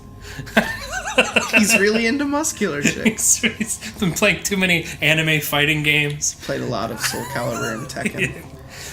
He's really into Hey, Capcom. I've got a heroin problem too. Yeah. With SNK heroines, you know what I'm saying? Oh. Masturbation involved. But after almost dying, I never touched the stuff again. It's a sensitive subject to my family, and we never brought it up after I got clean, so for her to ask was almost insulting. Dude, fuck you. No, I'm not using again, I replied, slightly angered by her question. You think I'm making this up? Another long pause filled the air. I could almost see her on the phone, thinking very carefully about what she was going to say next. No, it's just that, I don't know. She was searching for something to say. I'm sorry, I didn't mean to sound accusing. My phone cut out in the middle of a sentence. Hello? I asked. Hey, sorry, I think I hit a bad spot. I'm driving. The line was quiet. You're a fucking joke, she finally said. I turned and looked at my phone, confused. What? Was all I could come back with? You heard me. You're a fucking joke. Oh, boo-hoo. A pathetic little fucking chunky has a hallucination and gets all upset about it. I couldn't stop myself from getting pissed. Hey, fuck you, Sandra. Fucking Sandra. Classic Sandra. I said quietly. Classic Sandra. There was another moment of deafening silence between us. And then she just starts yelling into the phone at me. You make me sick. You're a fucking excuse for a man. Oh, I'm so proud. My brother, the fucking junkie. What is it, Chris? Chris? I can't get over how much of a fuck up you are without shooting that shit into your arm. As she's speaking, I hear a slight giggle in her voice. no. Did she think this was fucking funny? Why don't you just... Why don't you just kill yourself, Chris? Huh? Fucking pathetic. You hear me? You are fucking pathetic. I slapped my phone on the steering wheel. Over and over again. Little pieces of plastic and glass bounced around the inside of the car, and the phone was destroyed. But I kept beating the fuck out of it. Sounds like something else I did recently, you know what I mean? Beating his meat. Yeah, tenderizing my steak. I only do it with box cutters. Cutting her face off. My teeth were gritted and my blood was boiling. I had never been so angry. Finally, I dropped my phone and looked at my hand. I was bleeding badly. Tiny shards of bloody glass were sticking out of my palm. I was too pissed to feel pain. I wiped my hand on my jeans. Fuck you, Sandra, I whispered, and I just kept driving. A short while later, I arrived at the gas station where the incident had taken place, still fuming from me and Sandra's conversation. I parked the car. The place looked dead, as usual. I expected cops and reporters everywhere with yellow tape covering every inch of free space. Instead, I was greeted by complete and utter normalcy. What the fuck? I get out of my car and walk inside, keeping my head down the whole time. Instead of going to the register, I head towards the bathroom. When I reach the door, I brace myself, take 2 deep breaths, and grab the handle. I had to be ready for whatever the fuck was in there. Finally, I pull open the door, inch by inch, keeping one eye closed and one barely open. Fuck, fuck, fuck. Fuck, fuck, fuck. Fuck, I said to myself. It's okay, you're fine. Don't be a fucking pussy, just open the door and look inside. With one more deep breath, I shove through the door and find nothing. Abso-fucking-lutely nothing. There's no fucking body, there's no fucking blood, there's just nothing. I inspect the entire bathroom on my hands and knees. Oh, God, boy. That's not good. Okay, let's not go that far, yeah, right? All right, you're disgusting. You could just look. Now you're a direction. savage. Yeah. Nope. Now you're disgusting. Now you're definitely worse on. than cool. This guy's on heroin. He does. This guy does heroin. I inspect the entire bathroom on my hands and knees, just like back in the day. It's the 70s, man. And not a single trace of any fucking thing. I'm going crazy is the only thought I could form. I look at my wrist, and I'm sure there's still a cut there, so it had to be real. But where's the fucking body? I hear someone open the door and walk in, and I instantly bolt up. Some trucker-looking guy, just staring at me while I'm silently shitting myself. After a few seconds, he starts walking to a urinal and unzips his pants, giving me a this guy better not come near me look. While trying to seem casual, I feel my pulse slowly start to settle. So is he still on his hands and knees? That's the question. Probably. So, I croaked, feeling like a total fucking tool. He just nods and goes back to taking a piss. I can't get out there. I can't get out of there fast enough. I start walking out of the store, my mind racing, and from the register I hear, "Chris." I jump 10 feet into the air and turn to see Pam looking at me with a wary expression, like I was a mutant or something. I check my watch and can't believe it's already 8 p.m. Pam shift. "Hey, Miss Pam," I reply, giving her a weak smile. I walk over to the counter and ask for a pack of camel blue shorts. After a moment of looking me up and down with a blank expression, she grabs my smokes and puts them on the counter.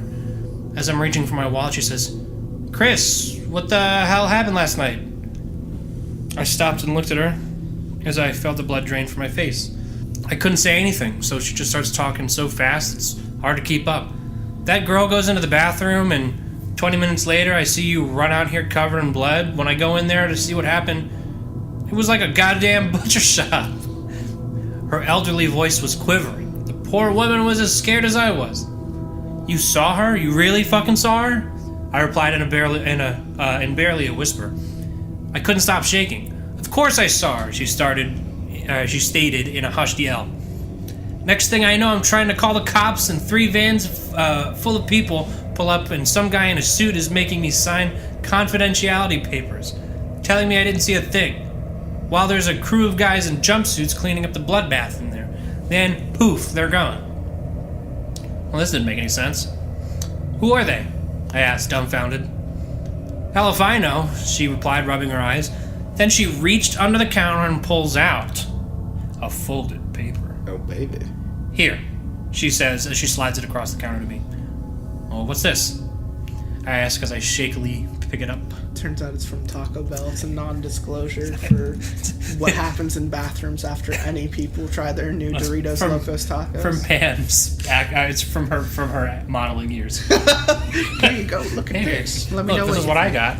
Well, this is my headshot. This isn't what I and was here's thinking, my pussy. Pam. She wasn't the only one that took a box cutter to her lips, if you know what I'm saying, Sport. Hey, I don't know what you're saying. what is this? I ask as I shakily pick it up, not really paying the item any attention. She left it for you, that girl. She said that I had to give this to the guy that was in the bathroom when he came out. She begged me, said she needed help. I couldn't take my eyes off the paper. What the fuck? Did she say anything else? Pam looked down over at her feet before responding. She said she was sorry to involve you, but it was the only way, and everything you need is in that note. So, what was she talking about? I ignored her question. Stupid old bitch. Eyeing the paper like it would explode at any moment while I held it. I had to process this. I began walking out of the store, Chris, be safe, I heard Pam call after me. I kept walking because, stupid fucking old bitch. He doesn't know anything. Just give me my cigarettes, okay? I don't need life advice. I sat in the car and opened the note. Something fell out of it onto my floorboard. I reached down to pick up a key. I stared at it, then turned my attention to the note. On it is an address and one hastily scribbled sentence. I read it over and over again, silently begging for more meaning, but all it said was, "She will tell you everything." P3. Part 3. Part 3. So what did you think of part 2? Well, I was fully expecting it to be this guy's crazy, which, I mean, he still could be, I guess. Hereditary. Yeah.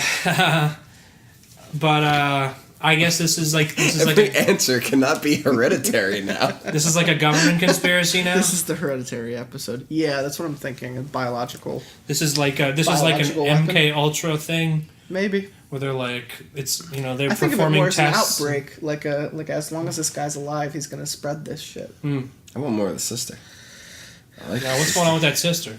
I like that little giggle. What the fuck? I like that little giggle. I want to see where it goes. Did you ever see that movie? Was it that movie about MK Ultra with Nick Cannon in it that was actually good?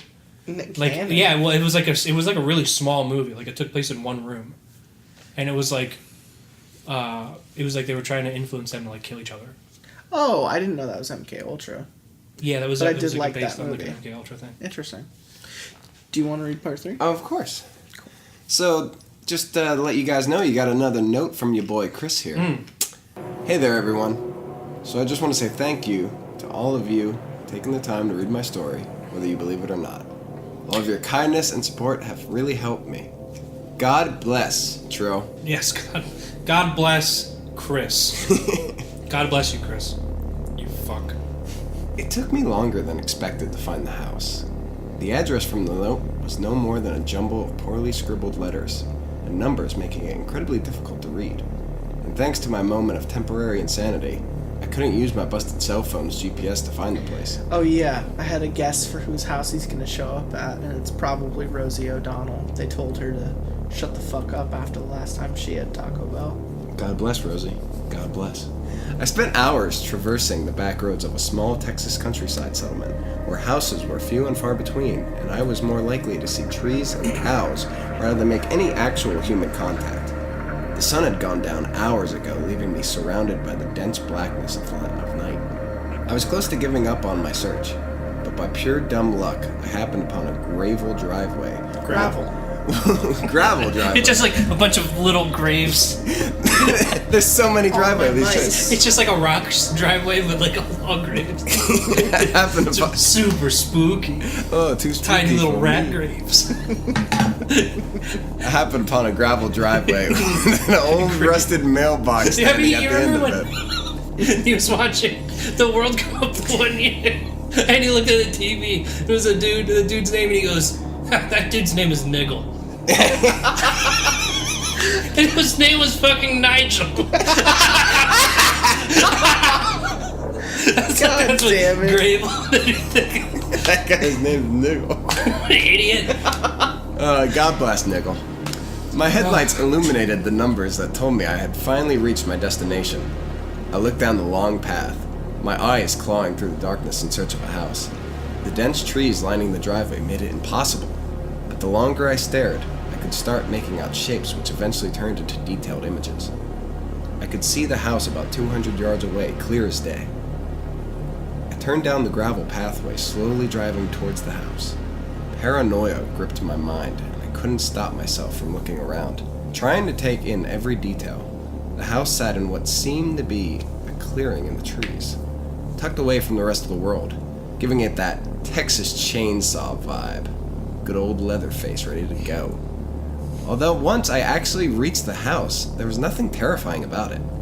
If anything, it was just a nice, quaint, quiet home.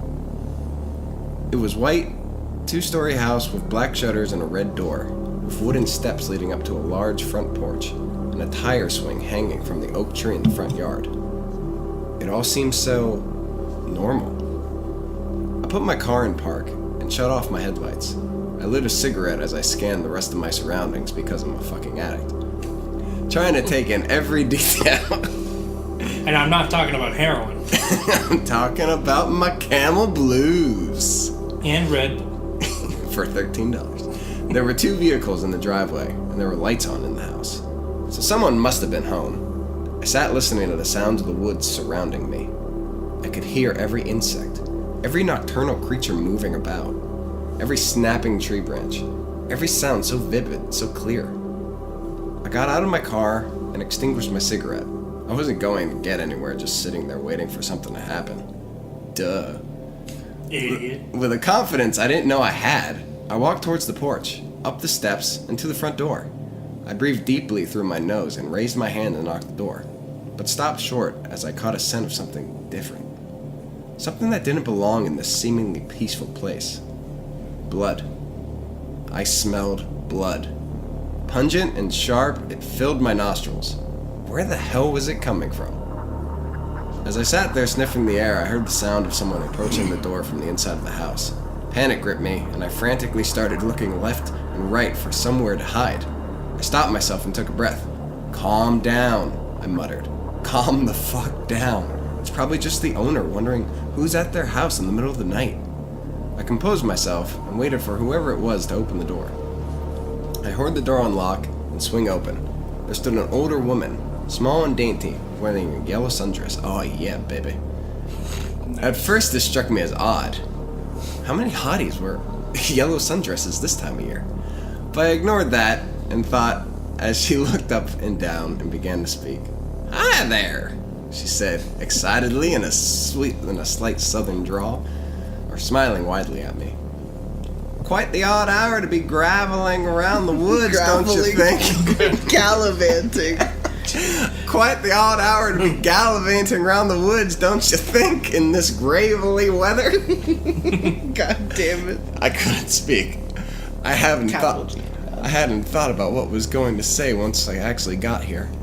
After a few awkward seconds of silence, I finally managed to say something. Hello? Yeah, sorry, I was told to come here by someone. A girl? I muttered, each word stumbling over one another. The woman just stared and kept smiling. She was young, black hair. I tried my best to describe the girl from the gas station. It's pretty good, though. After about a minute... Oh, that one. Oh, you know, a girl, black hair, wasn't old. Goes to the gas station. Yeah, she goes to gas stations on occasion. At least once in her life she's been there. Cuts her face open. Loves the Taco Bell. Let's smell the bell. After about a minute of silently staring and smiling at me, the woman finally spoke. Oh! She exclaimed. That crazy ass bitch. You must be one of Caitlin's little friends. So nice to meet you. My name's Deborah. I'm Caitlin's mother. Caitlin? I finally had a name for the girl from the gas No, station. you didn't. It could be someone else. She reached out her hand and I shook it hesitantly. She seemed nice, but I couldn't help feeling there was something slightly off about this woman. Get out. I'm Chris, I replied, trying to seem as casual as possible. Alright, what's the over-under on him going to her room and all of the dolls are like their faces cut up? You know what I mean? Everything with like faces that's like it's just all stringy and fucked up. You've been good at guessing thus far, so I wouldn't be surprised if you were right. God damn it! Punxsutawney Trill. Like I haven't seen Caitlin in a long time, and then I just don't see it These are all going. room. I don't see it going that way. Is it really that literal? and then he fucks her mom. Yeah. I think he's gonna go in that Sundresses, room man. and there's gonna be a pack of Camel Blues on a Red Bull for $13 and he's just gonna be He's like, gonna go upstairs and just wow. pay him upstairs. That'll be $13.35. Jacob's Ladder. Jacob's Ladder, the whole always. thing. It's all been a dream. She let go of my hand. It was all a dream. I'm sorry. He used to read Word Up magazines for $13.35 at the gas station down in Queens. She let go of my hand and stepped back. Opened the door a bit wider. Well, Caitlin ain't here right now, but I'm sure she'll be back soon with those Camel Blues. She didn't say the Camel Blues part. She said everything so excitedly. Why don't you come in and make yourself at home? Supper's on the table and we'd love for you to join us. I saw her left eye twitch a bit, and her smile grew wider. There was something so fucking wrong about this. And that's when I turn around. Now I'm not hungry. I'm gonna go get Taco Bell. Dinner? It was fucking midnight. That's 4th meal, yo. 4th meal. Smell the bell. No, that's alright, I said calmly. That's not dude. It's 4th meal. What are you, an idiot? Fucking stupid bitch. This is just a misogynist story. Every girl character is just a stupid bitch. Stupid old bitch. I'm trying to take a shit, you stupid bitch. I mean, to be fair, she shouldn't be there. She that's the thing though you can get away with in 2018. She could have walked into the bathroom, cut her own face up, and then he gets arrested for rape somehow. So, I was pooping. Literally, there's still poopy in my butt. I didn't even wipe my ass. Didn't you read the story? Ah, yes, the Bill Cosby defense. God damn it. The Cosby defense. I don't know how that bobbly booped into a drink. That's where I don't wipe my ass. There was a whole lot of jello in that box cutter. God damn it. Oh, man. I said calmly, I'll just come back tomorrow. I started to back away from the door, but she reached out and grabbed my wrist with a strength that didn't match her dainty appearance. Nonsense! Oh, God. She stated quietly, her eyes narrowing. Any friend of Caitlin's is considered family around here. Even ones I that look like insist. skinheads. Yeah, especially them. Nice. Before I could protest nice about young man. these skinheads, she started pulling me into the house, shutting the door behind me. Too late to go back now. What? You're literally one step away from your It's too late. If this story was from the perspective of Caitlyn, and that was his, dad, this would be, the rapiest story of all time. Quite. See, this is the matriarchy at work. Yeah. Strong female protagonists. This is what happens. Man, thanks a lot, Jennifer You Lawrence. emasculate men, and this is what you get. She started walking ahead of me. I looked around the house with her emasculating men look. Everything seems normal enough. It looked like a house that a happy little family would live in. So why did I have such a fucked up feeling that something was wrong with all of this? Come on now, Deborah called to me. The dining room isn't just through there. I'm gonna go give Caitlin a call and let her know we're waiting on her. I followed her directions and started walking towards the dining room as Deborah disappeared around the corner. I entered the dining room and stopped dead in my tracks and covered my mouth and nose. There, sitting at the end of the table, is an older man, maybe early 50s. I assumed it's Caitlin's dad. His head is tilted back, mouth hanging open. 2 bullet holes decorated his chest, leaving his white shirt stained red. I had found the source of the scent of the blood, and being so close only made the smell so much stronger. I made my way towards the body and discovered another bullet hole right in the middle of his forehead. I could tell from the pale color of his skin and the dried, crusted blood that he'd been dead for quite some time. His cold, dead eyes looked up at me, and with shaking hands, I reached to cover them. What the fuck was going on? I heard movement behind me, and quickly turned to see Deborah has returned. Oh, don't mind him, sugar, she said coolly. Frank doesn't speak much. She leaned towards me and hit her lips with her hand. I think he gets shy around company, she whispered. This is so hot. I just stared at her in pure shock. I couldn't move. What the fuck was wrong with this woman? But I went from 6 to midnight. She does have that yellow sundress on and those camel blues. Her husband's dead. Get in there. All of it. No. He's quiet. He's quiet around strangers. Turn Caitlin into your stepdaughter. She takes a seat at the other end of the table, well, opposite of Frank, and motions for me to sit down. In a daze, I pull out a chair and sit, because, yeah, that's what you do in those situations. Yeah, man. I hope you like chicken, said Deborah, as she laid a napkin in her lap, and began pouring herself some wine. I couldn't get a hold of Caitlin, but I'm sure she won't be much longer. I just sat staring at the plate sitting in front of me. Finally, I spoke. Deborah, what happened to Frank? I squeaked. Any confidence I had earlier was long gone. I was terrified. She gave me a confused look, but that wide smile never left her face. What do you mean, dear? She said, as she scooped mashed potatoes onto her plate. I became angry. What do I mean? I asked coldly, staring her dead in the eyes. I mean, he's fucking dead, lady. Your husband is sitting here dead, and you're acting like everything is fucking normal? I stood up from my seat and walked toward Frank's lifeless corpse and pointed. Look at him! She stared down at her plate. Do you see it? Just like shaking his head. Taking her entire wrinkly face and just jiggling it in her hand.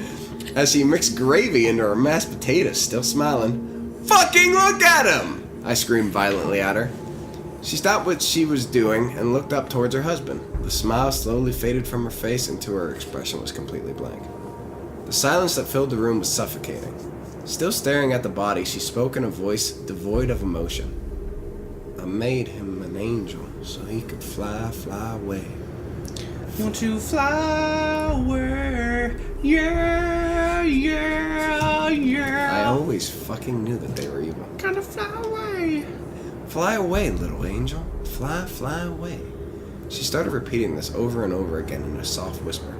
Something was wrong with her. Yeah, no shit, Sherlock. You ever see the funny video where fucking Lemon Demon dude redid the Lenny Kravitz Fly, but it's just every like noun in the song is Milky Way. He just takes past the Milky Way. He just like takes that and then he changes like I want a Milky Way. Yeah. It's fucking Milky Way. It's a really good song. Deborah, I finally said. Why does he have an accent now? Deborah, I finally said. Deborah. Deborah. Oh no, you have to read it more in like a Ray's brother from Everybody Loves Rain. Deborah. Deborah. She ignored me and kept whispering those same words. It's only Deborah I acknowledge. Never taking her eyes off Frank's corpse. Fuck, lady, what did you do? Deborah, I asked, shaking my head. She stopped her rant and looked up at me. I'm an angel too now, she said, that wide smile creeping back onto her face. I just shook my head, looking at her with a defeated expression. I came here for answers, and this woman clearly had none. I'm an angel too, she repeated, giggling. Watch me fly away. She then brought her hand from under the table, and in it she held a small snub-nosed revolver. I took a step back in horror, certain I was about to die. Fly away. Yeah. Yeah, Milky Way. I want a Milky Way. Was all she said as she put the barrel of the gun into her mouth. She said, a Milky Way. She wants a Milky Way. No! Was all I could shout as she pulled the trigger. The gun erupted into a loud explosion and the wall behind her was instantly covered in blood. Her body slumped forward and heavily fell from the chair, finally landing on the floor with a solid thump. The gun scattered across the floor, stopped after making contact with the dining room wall. What the fuck? What the fuck? I whispered to myself, started hyperventilating. My hurt was beating a hole in my chest. I rubbed my face. What now? I was supposed to get answers. Instead, I witnessed yet another suicide. None of this made sense. I felt like God was punishing me for something, making me go through all these horrors for some past transgression. But God bless. Capital G. Chris. As I stood there, feeling sorry for myself, I heard small footsteps behind me. Mommy? Uttered a small voice. I turned to see a little black-haired girl in pink, Dora the Explorer pajamas, standing in the dining room entrance, staring at me with those wide eyes, just like Dr. Death did during the game of the thing. Yes. She was dragging an old teddy Actually, bear I was behind her. wearing too. Yeah, and you even had the old little teddy bear. Yeah. And the camel blues. I instantly forgot about myself and moved towards the girl. Shrooms are nuts, man. Oh no. I couldn't let her see this. I couldn't let her see Dr. Death in a Dora the Explorer onesie with a little teddy bear. I grabbed her hand and gently pulled her away from the horrific scene and sat her on the couch in the living room. Hi there, I said in a coaxing voice. My name's Chris. What's yours? She sat there giving me that wide-eyed stare for a few seconds before telling me. Mia, she said. What happened to Mommy and Daddy? She asked, a slight whimper in her voice. It hurt to lie to this kid, but I couldn't very well say. Your mom went fucking nuts, killed her dad, then blew her own brains out. So I just sat there giving my best fake smile before finally replying. Oh, them? Don't worry. They're fine. Oh yeah, much better That's answer. not. You can't obscure the truth that much. She just kept staring at me while her mother was with a fucking bullet hole in her head a few feet away. A few seconds passed of me scratching my head and thinking of what to say next before she spoke again. Did my sister send you? She asked. I stopped what I was doing and looked at Mia. She was pulling on the ear of the teddy bear. Caitlin said she would send someone here to help us. Oh, Caitlin said she would send someone here to help us. I couldn't speak. I could barely breathe as I waited for her to say something else. So this was who was going to tell me everything? A little girl? I shook my head in confusion. Mia hopped down from the couch and grabbed my hand. Come with me, she said, as she started to shuffle down the hallway, dragging me behind her. What now? Where was she taking me? I followed obligingly. She led me to the end of the hall where two doors faced each other. She pointed to one door and said, That's my room. I nodded and gave her another fake smile. Just fucking smile normally, little kid, you fuck. Then she pointed to the other door and said, That's Caitlin's room. I looked at the door and saw that someone had recently hastily attached a latch from which a padlock hung. It took me a moment to remember the key I had gotten in the note. I pulled it from my pocket, unlocked the padlock, and pushed the door open. Mia stepped into a room and pointed to a laptop that sat on a desk on the other end of the bedroom. Caitlin said to make you watch, Mia said. I like where this is going. As she stuck her thumb into her mouth. She locks him in the room. I nodded in understanding, walked to the desk, and turned on the laptop. On the desktop, there was only one icon, a video file titled, Watch Me. It's that sick new music video released by Real One.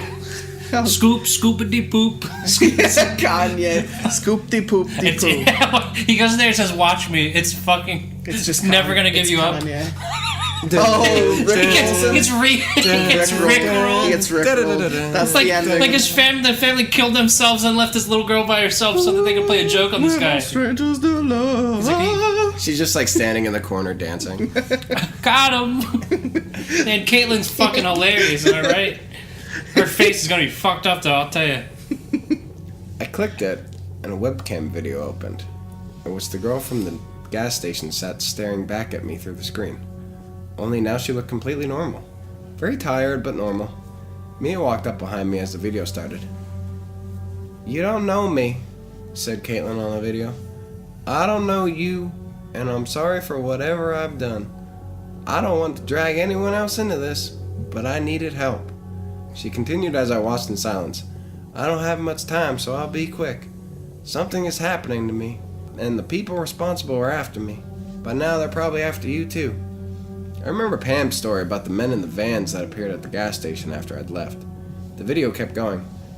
I thought that was happening was only affecting me, but somehow it's spreading. My family is starting to suffer from the same thing as me. Hearing things, seeing things, hurting ourselves. Me and everyone I come into contact with, including you, is in danger. This explained the scene in the dining room. But was she saying I would suffer a familiar fate? I'm not myself when whatever it is takes over. I lose control. But sometimes I'm clear-headed enough to make rational decisions. Hence the note and the key you obviously received if you're watching this. This is Resident Evil 7. It is kind of. I was thinking that. I watched in awe as she continued to explain. Don't listen to the voices. They aren't real. Which was also in Louisiana. Which means the little girl is E. Yeah. And don't let the people who did this to me catch you. They're dangerous. And you have to seclude yourself. Stay away from people, especially those in Resident Evil 7. Stop this from spreading. Biohazard. And again, I am so sorry for bringing you into this, whoever you are, but... The girl in the video paused to wipe her eyes. I needed one last thing from you, she finally continued, a stray tear rolling down her cheek. Mia, if you're there, just know that I love you so much, and you have to be strong. The girl in Resident Evil 7, the one who sends the tape, is also named Mia. Oh my god, that's his girlfriend, right? Yeah. Yeah. Anyway, sorry. She sobbed while thinking about Resident Evil. I looked down and saw Mia looking at the screen with those same childish wide eyes. Is this a prequel? Oh my god.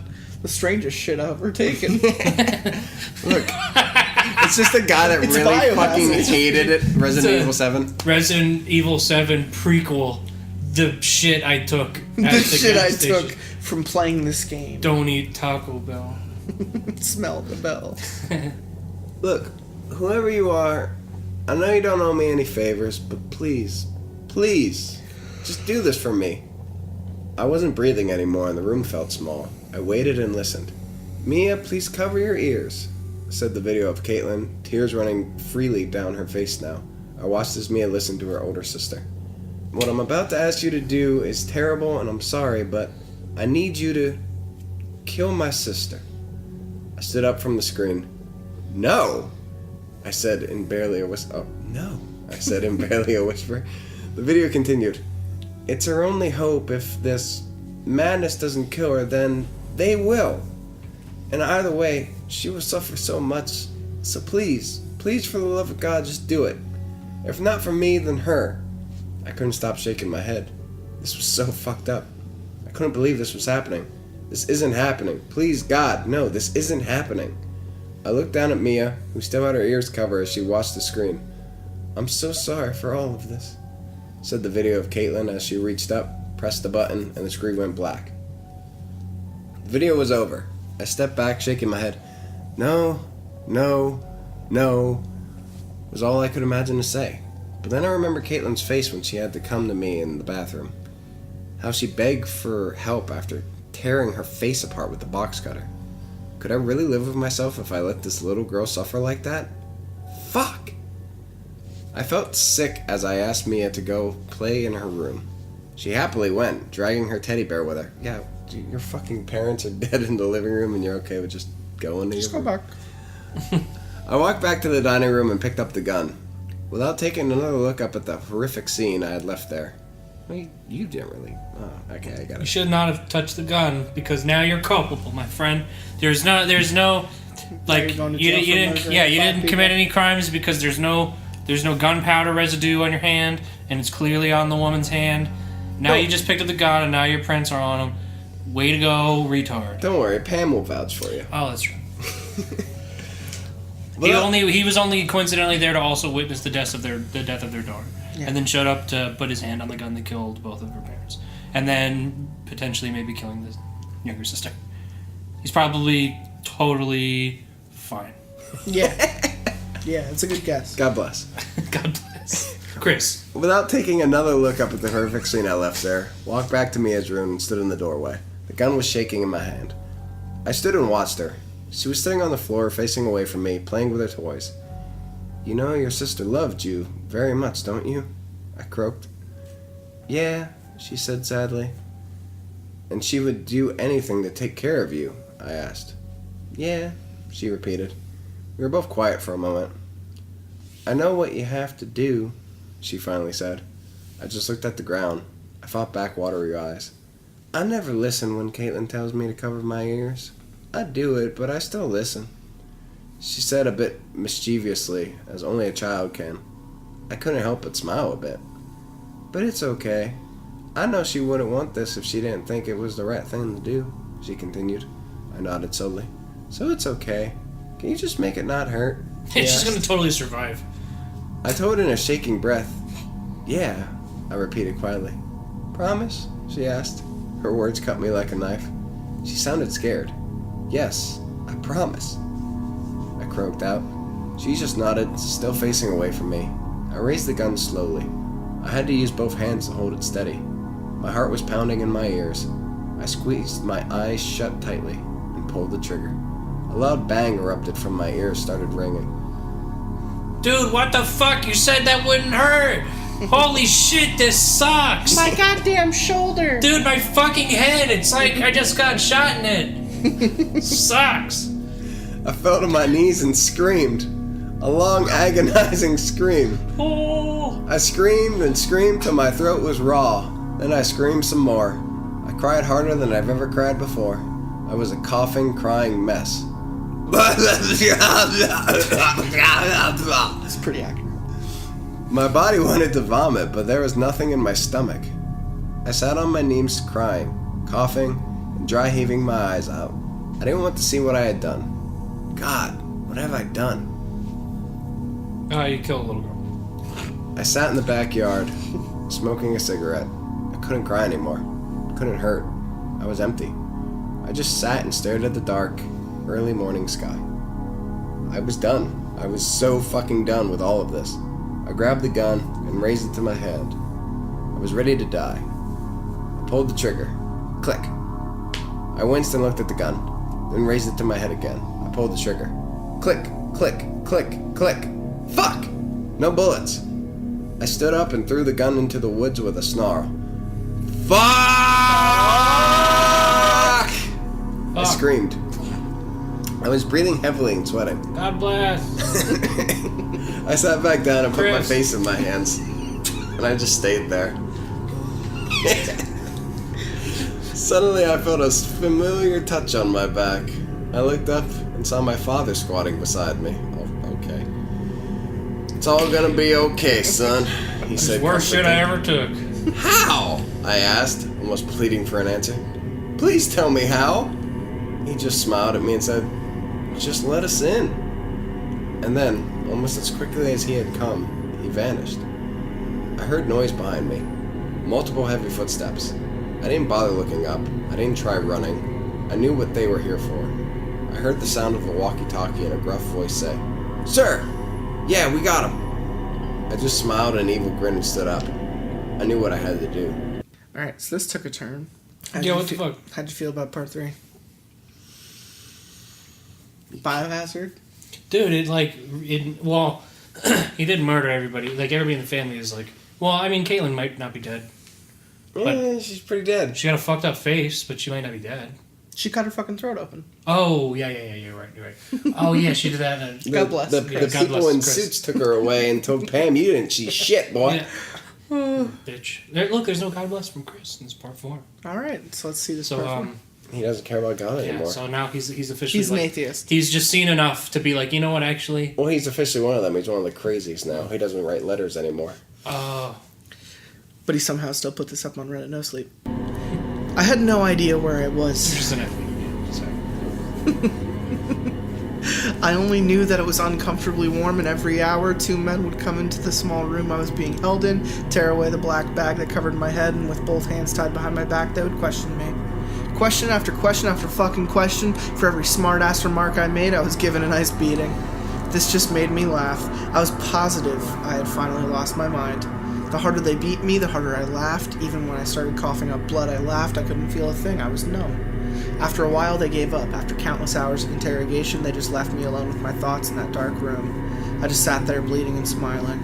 I don't even know why I was smiling. I just couldn't help myself. I'm bored, I heard a small voice say. I looked up to see Mia standing in front of me, holding her teddy bear. Can we go play now? She asked. My jaw hung to the floor as I stared at her with wide eyes. I must have been hallucinating again. I squeezed my eyes tight shut. You're not real, I said. You're not fucking real. It was quiet for a moment, then I felt a small cold hand touch my forehead. My eyes shot open and I looked up. She was still there, just staring at me. Her eyes were wide and glowed white in the darkness. I could just barely make out her small features. You're not Mia, I said. Mia's dead. So who? What are you? She stood there silently staring at me. I could feel her eyes penetrate me, like they were digging through my soul, searching for something deep within. What the fuck? Oh, my ass. What the fuck are you? I screamed angrily. Finally it spoke, but not in Mia's voice. It sounded like thousands of voices, whispering in unison, fading in and out of existence. The voice of Bill Cosby. We all need to say this at the same time. We all know. We are all that ever was and ever will be, it said, still staring with emotionless white eyes. We transcend existence and know no end, no oblivion. Its words made no sense to me in logical terms, yet somehow I understood what it meant. What do you want with me? I asked. Let us in, it said. Let us in, and all will become clear. What did it mean? I stared at it for a moment before shutting my eyes. What? What Fuck? exactly does that entail? Okay.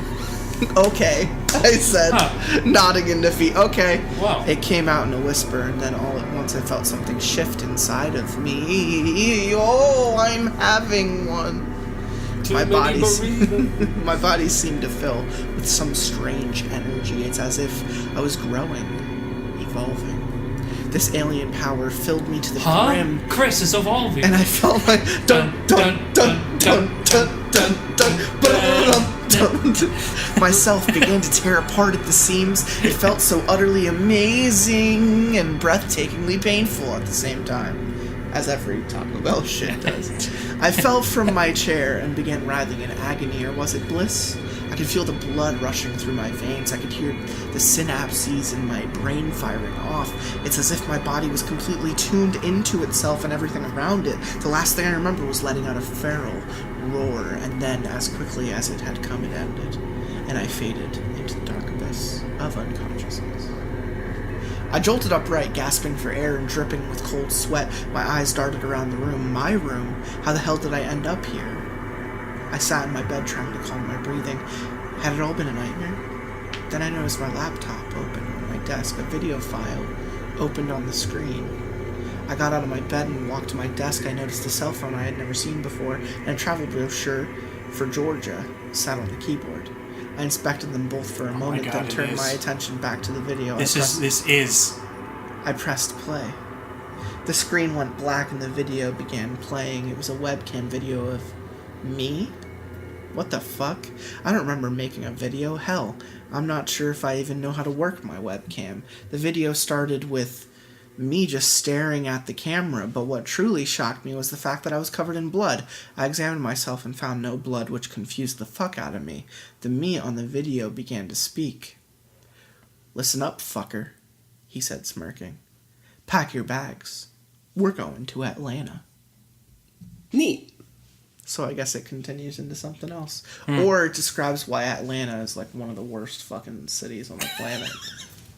Dude, this really does, like, it has, like, weird parallels to some Resident Evil stuff. Oh, it absolutely does.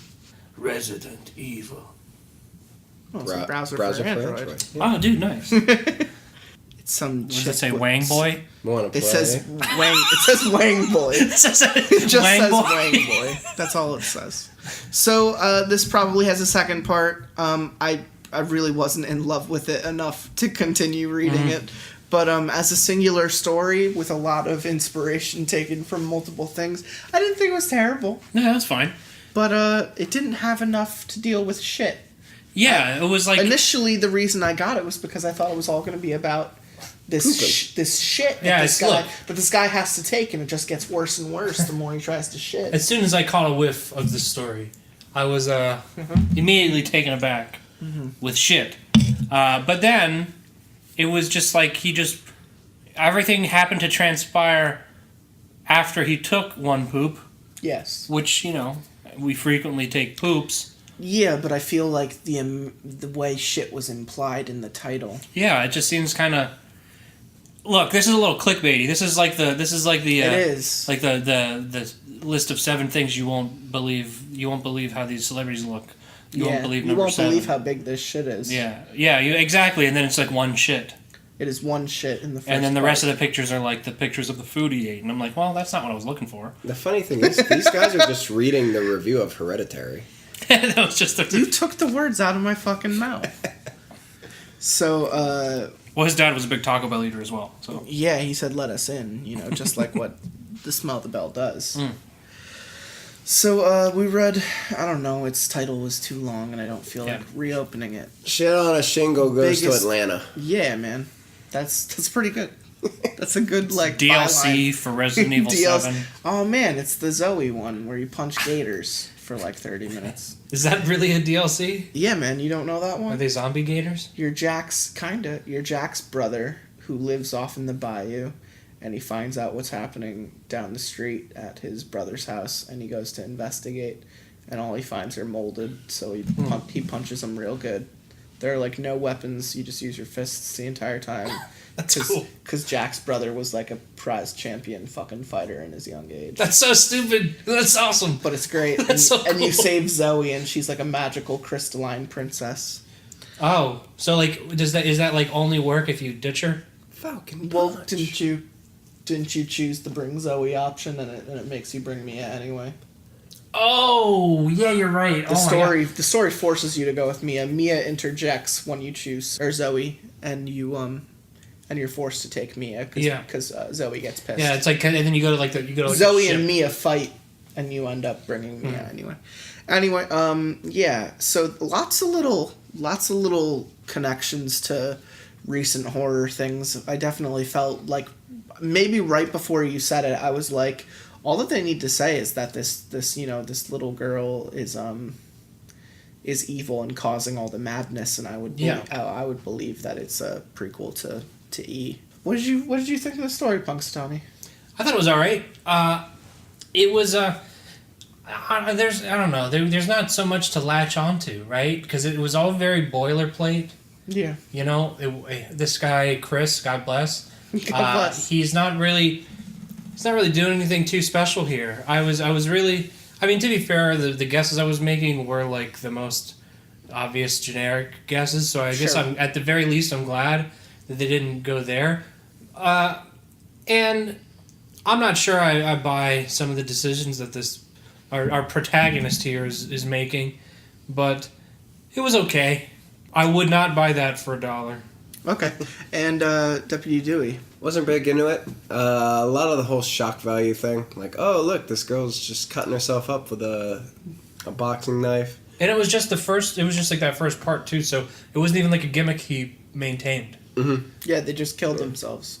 And they did the whole crazy woman kill her husband and then kill herself thing, and just the... Why is he just now the protagonist has to do something horrible by killing a little girl. Why is he just like kind of crazy now? Why does he have control over it when no one else does? Well, I don't think it implies that he has control over it. I think it just implies that he's also infected. Yeah, but he seems to be at least a little bit more rational. But Caitlin, she was able to make that video. That's true. Before she went crazy and cut her face open at the. So the timeline hadn't quite caught up to him yet. Yeah. Okay. So it's just I mean, I don't know why he would end up not being in like a government van and then just being okay in his house. So I'm assuming that they're all dead or something. Yeah, I guess there isn't really like a timeline for that kind of thing because. What about the little one? She wasn't crazy yet. You're right. Well, I don't know what the fuck was going on at the end of that. Without any closure here, we really can't say whether or not this person's even thought. This is like you're making a Star Wars movie, and then you're like, well, we'll just write all these loose ends, and then some other director will come up with the rest of the idea.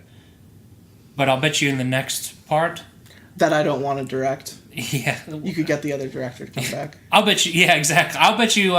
He'll. There are no answers here. He'll fix it up, or he'll ignore it. Well, it turns out that actually Chris is no one. Everybody is actually nobody. Chris was Pam the whole time. Yeah, and Eve, like Mia was dead, but she had force powers, so she's. It was all a dream. Yeah, she got sucked out into space, but she's fine now. Yeah. So I mean, that's what I'm saying though. Is I think that like this is like, as like a lot of these Reddit stories, they just kind of write them one at a time, like one part at a time, and they're like, well, fuck, I guess we'll see where this goes. And like that whole second part, there are two things that happen of note. One, he gets a phone call from his sister. Two, he gets a piece of paper from the lady at the drugstore. Like those are the only two things that happen in that whole thing. Like that could have been a paragraph. You know what I mean? Like nothing of note really happens outside of, like you said, the shock value stuff. Mm-hmm. And like even in that third part, it was like, okay, well, he's going slightly mad. It's starting to have an effect on him, mm-hmm. but he's not quite into it yet. Yeah. And then he gets the inspiration for the next part. Yeah, I think part 3 should have been like this story? 3 paragraphs as opposed to. So like the sister call was the only thing that was in his head, right? Yeah, and like, well, here's the thing: is the only reason she needs to call is to establish that he is a former drug addict, and he hasn't been acting like himself when she saw him earlier. So it's like, so we established that, right? So like, we know that this is like a character with like a little bit of, kind of maybe like a tormented past or something. Like he's got something going on. So like you need, I understand the need for that. Tormented past, like. Mother just died. Yes. Uncle killed himself. Dad shot himself in the face. He just watched Hereditary. I was actually telling you was Toni Collette's speech in Hereditary when she describes what happened to her family. I did watch that review from Red Letter Media. I watched the See, that's the thing is like Jay kind of masturbates the entire time, but Mike felt exactly how I felt. Like a lot of things were just underutilized and it never quite earned itself. So yeah, that was one of the things I sourced in my Reddit diatribe. Which in itself, let me remind you, the sub was for someone who was saying, I just don't get what all the hype is. It was just someone saying that, and he was getting shit on too. So it's just, you know, no one's allowed... Hive mind. No one's allowed to say that things other people like are bad. We're not allowed to do that anymore. Well, and you're not allowed to say that things that are bad are good either. You know what I mean? Sure. It just kind of goes around. Whatever is like the slightly more popular opinion, you can't go against the grain. Like, you know, like I don't know if you know this, but I'm a very big fan of The Witcher. You are. But like they have like CD Projekt has like very fervent fans who are like, when people are like, I don't really like The Witcher 3 that much. They stabbed them. They're like, oh my god. I'm like, no, I mean I get it. It's a piece of media. Sure. People don't enjoy everything. Mario is one of the greatest franchises ever and consistently makes some of the greatest games ever, and some people don't like them. I like the DC universe over the Marvel universe currently. Fucked. Well, no, I mean, it is. It's much darker. It's much, more mature. Yeah. You know, honestly, like, I'm just glad that Zack Snyder was able to make something like... Because, the Marvel fans are so stupid. Like, they just don't get it. Like, so he made it into, Batman v Superman. So before we record for another hour, is there anything you guys want to add before we close out the episode? Needed more poop. It did need more poop. Needed more poop. And needed more funny things that I could latch onto. It's funny, that was my exact review of Hereditary. Needed more funny things that I could latch onto. It definitely could have used more poop. What about you, Deputy? Or more descriptions about the Taco Bell. What did you get from Taco Bell? More Taco Bell, also. Yeah, could have sourced literally anything. I like Taco Bell. Deputy Dewey? I just want to go home and take a shit. Well, you heard it here, folks. I just want to go home and take a shit. I think that was the name of the story. I think that was the name of the story. It's going to be the name of the episode. The name of the story is I should have shit before I left. Should be the God bless. name. God bless, Chris. God bless, Chris.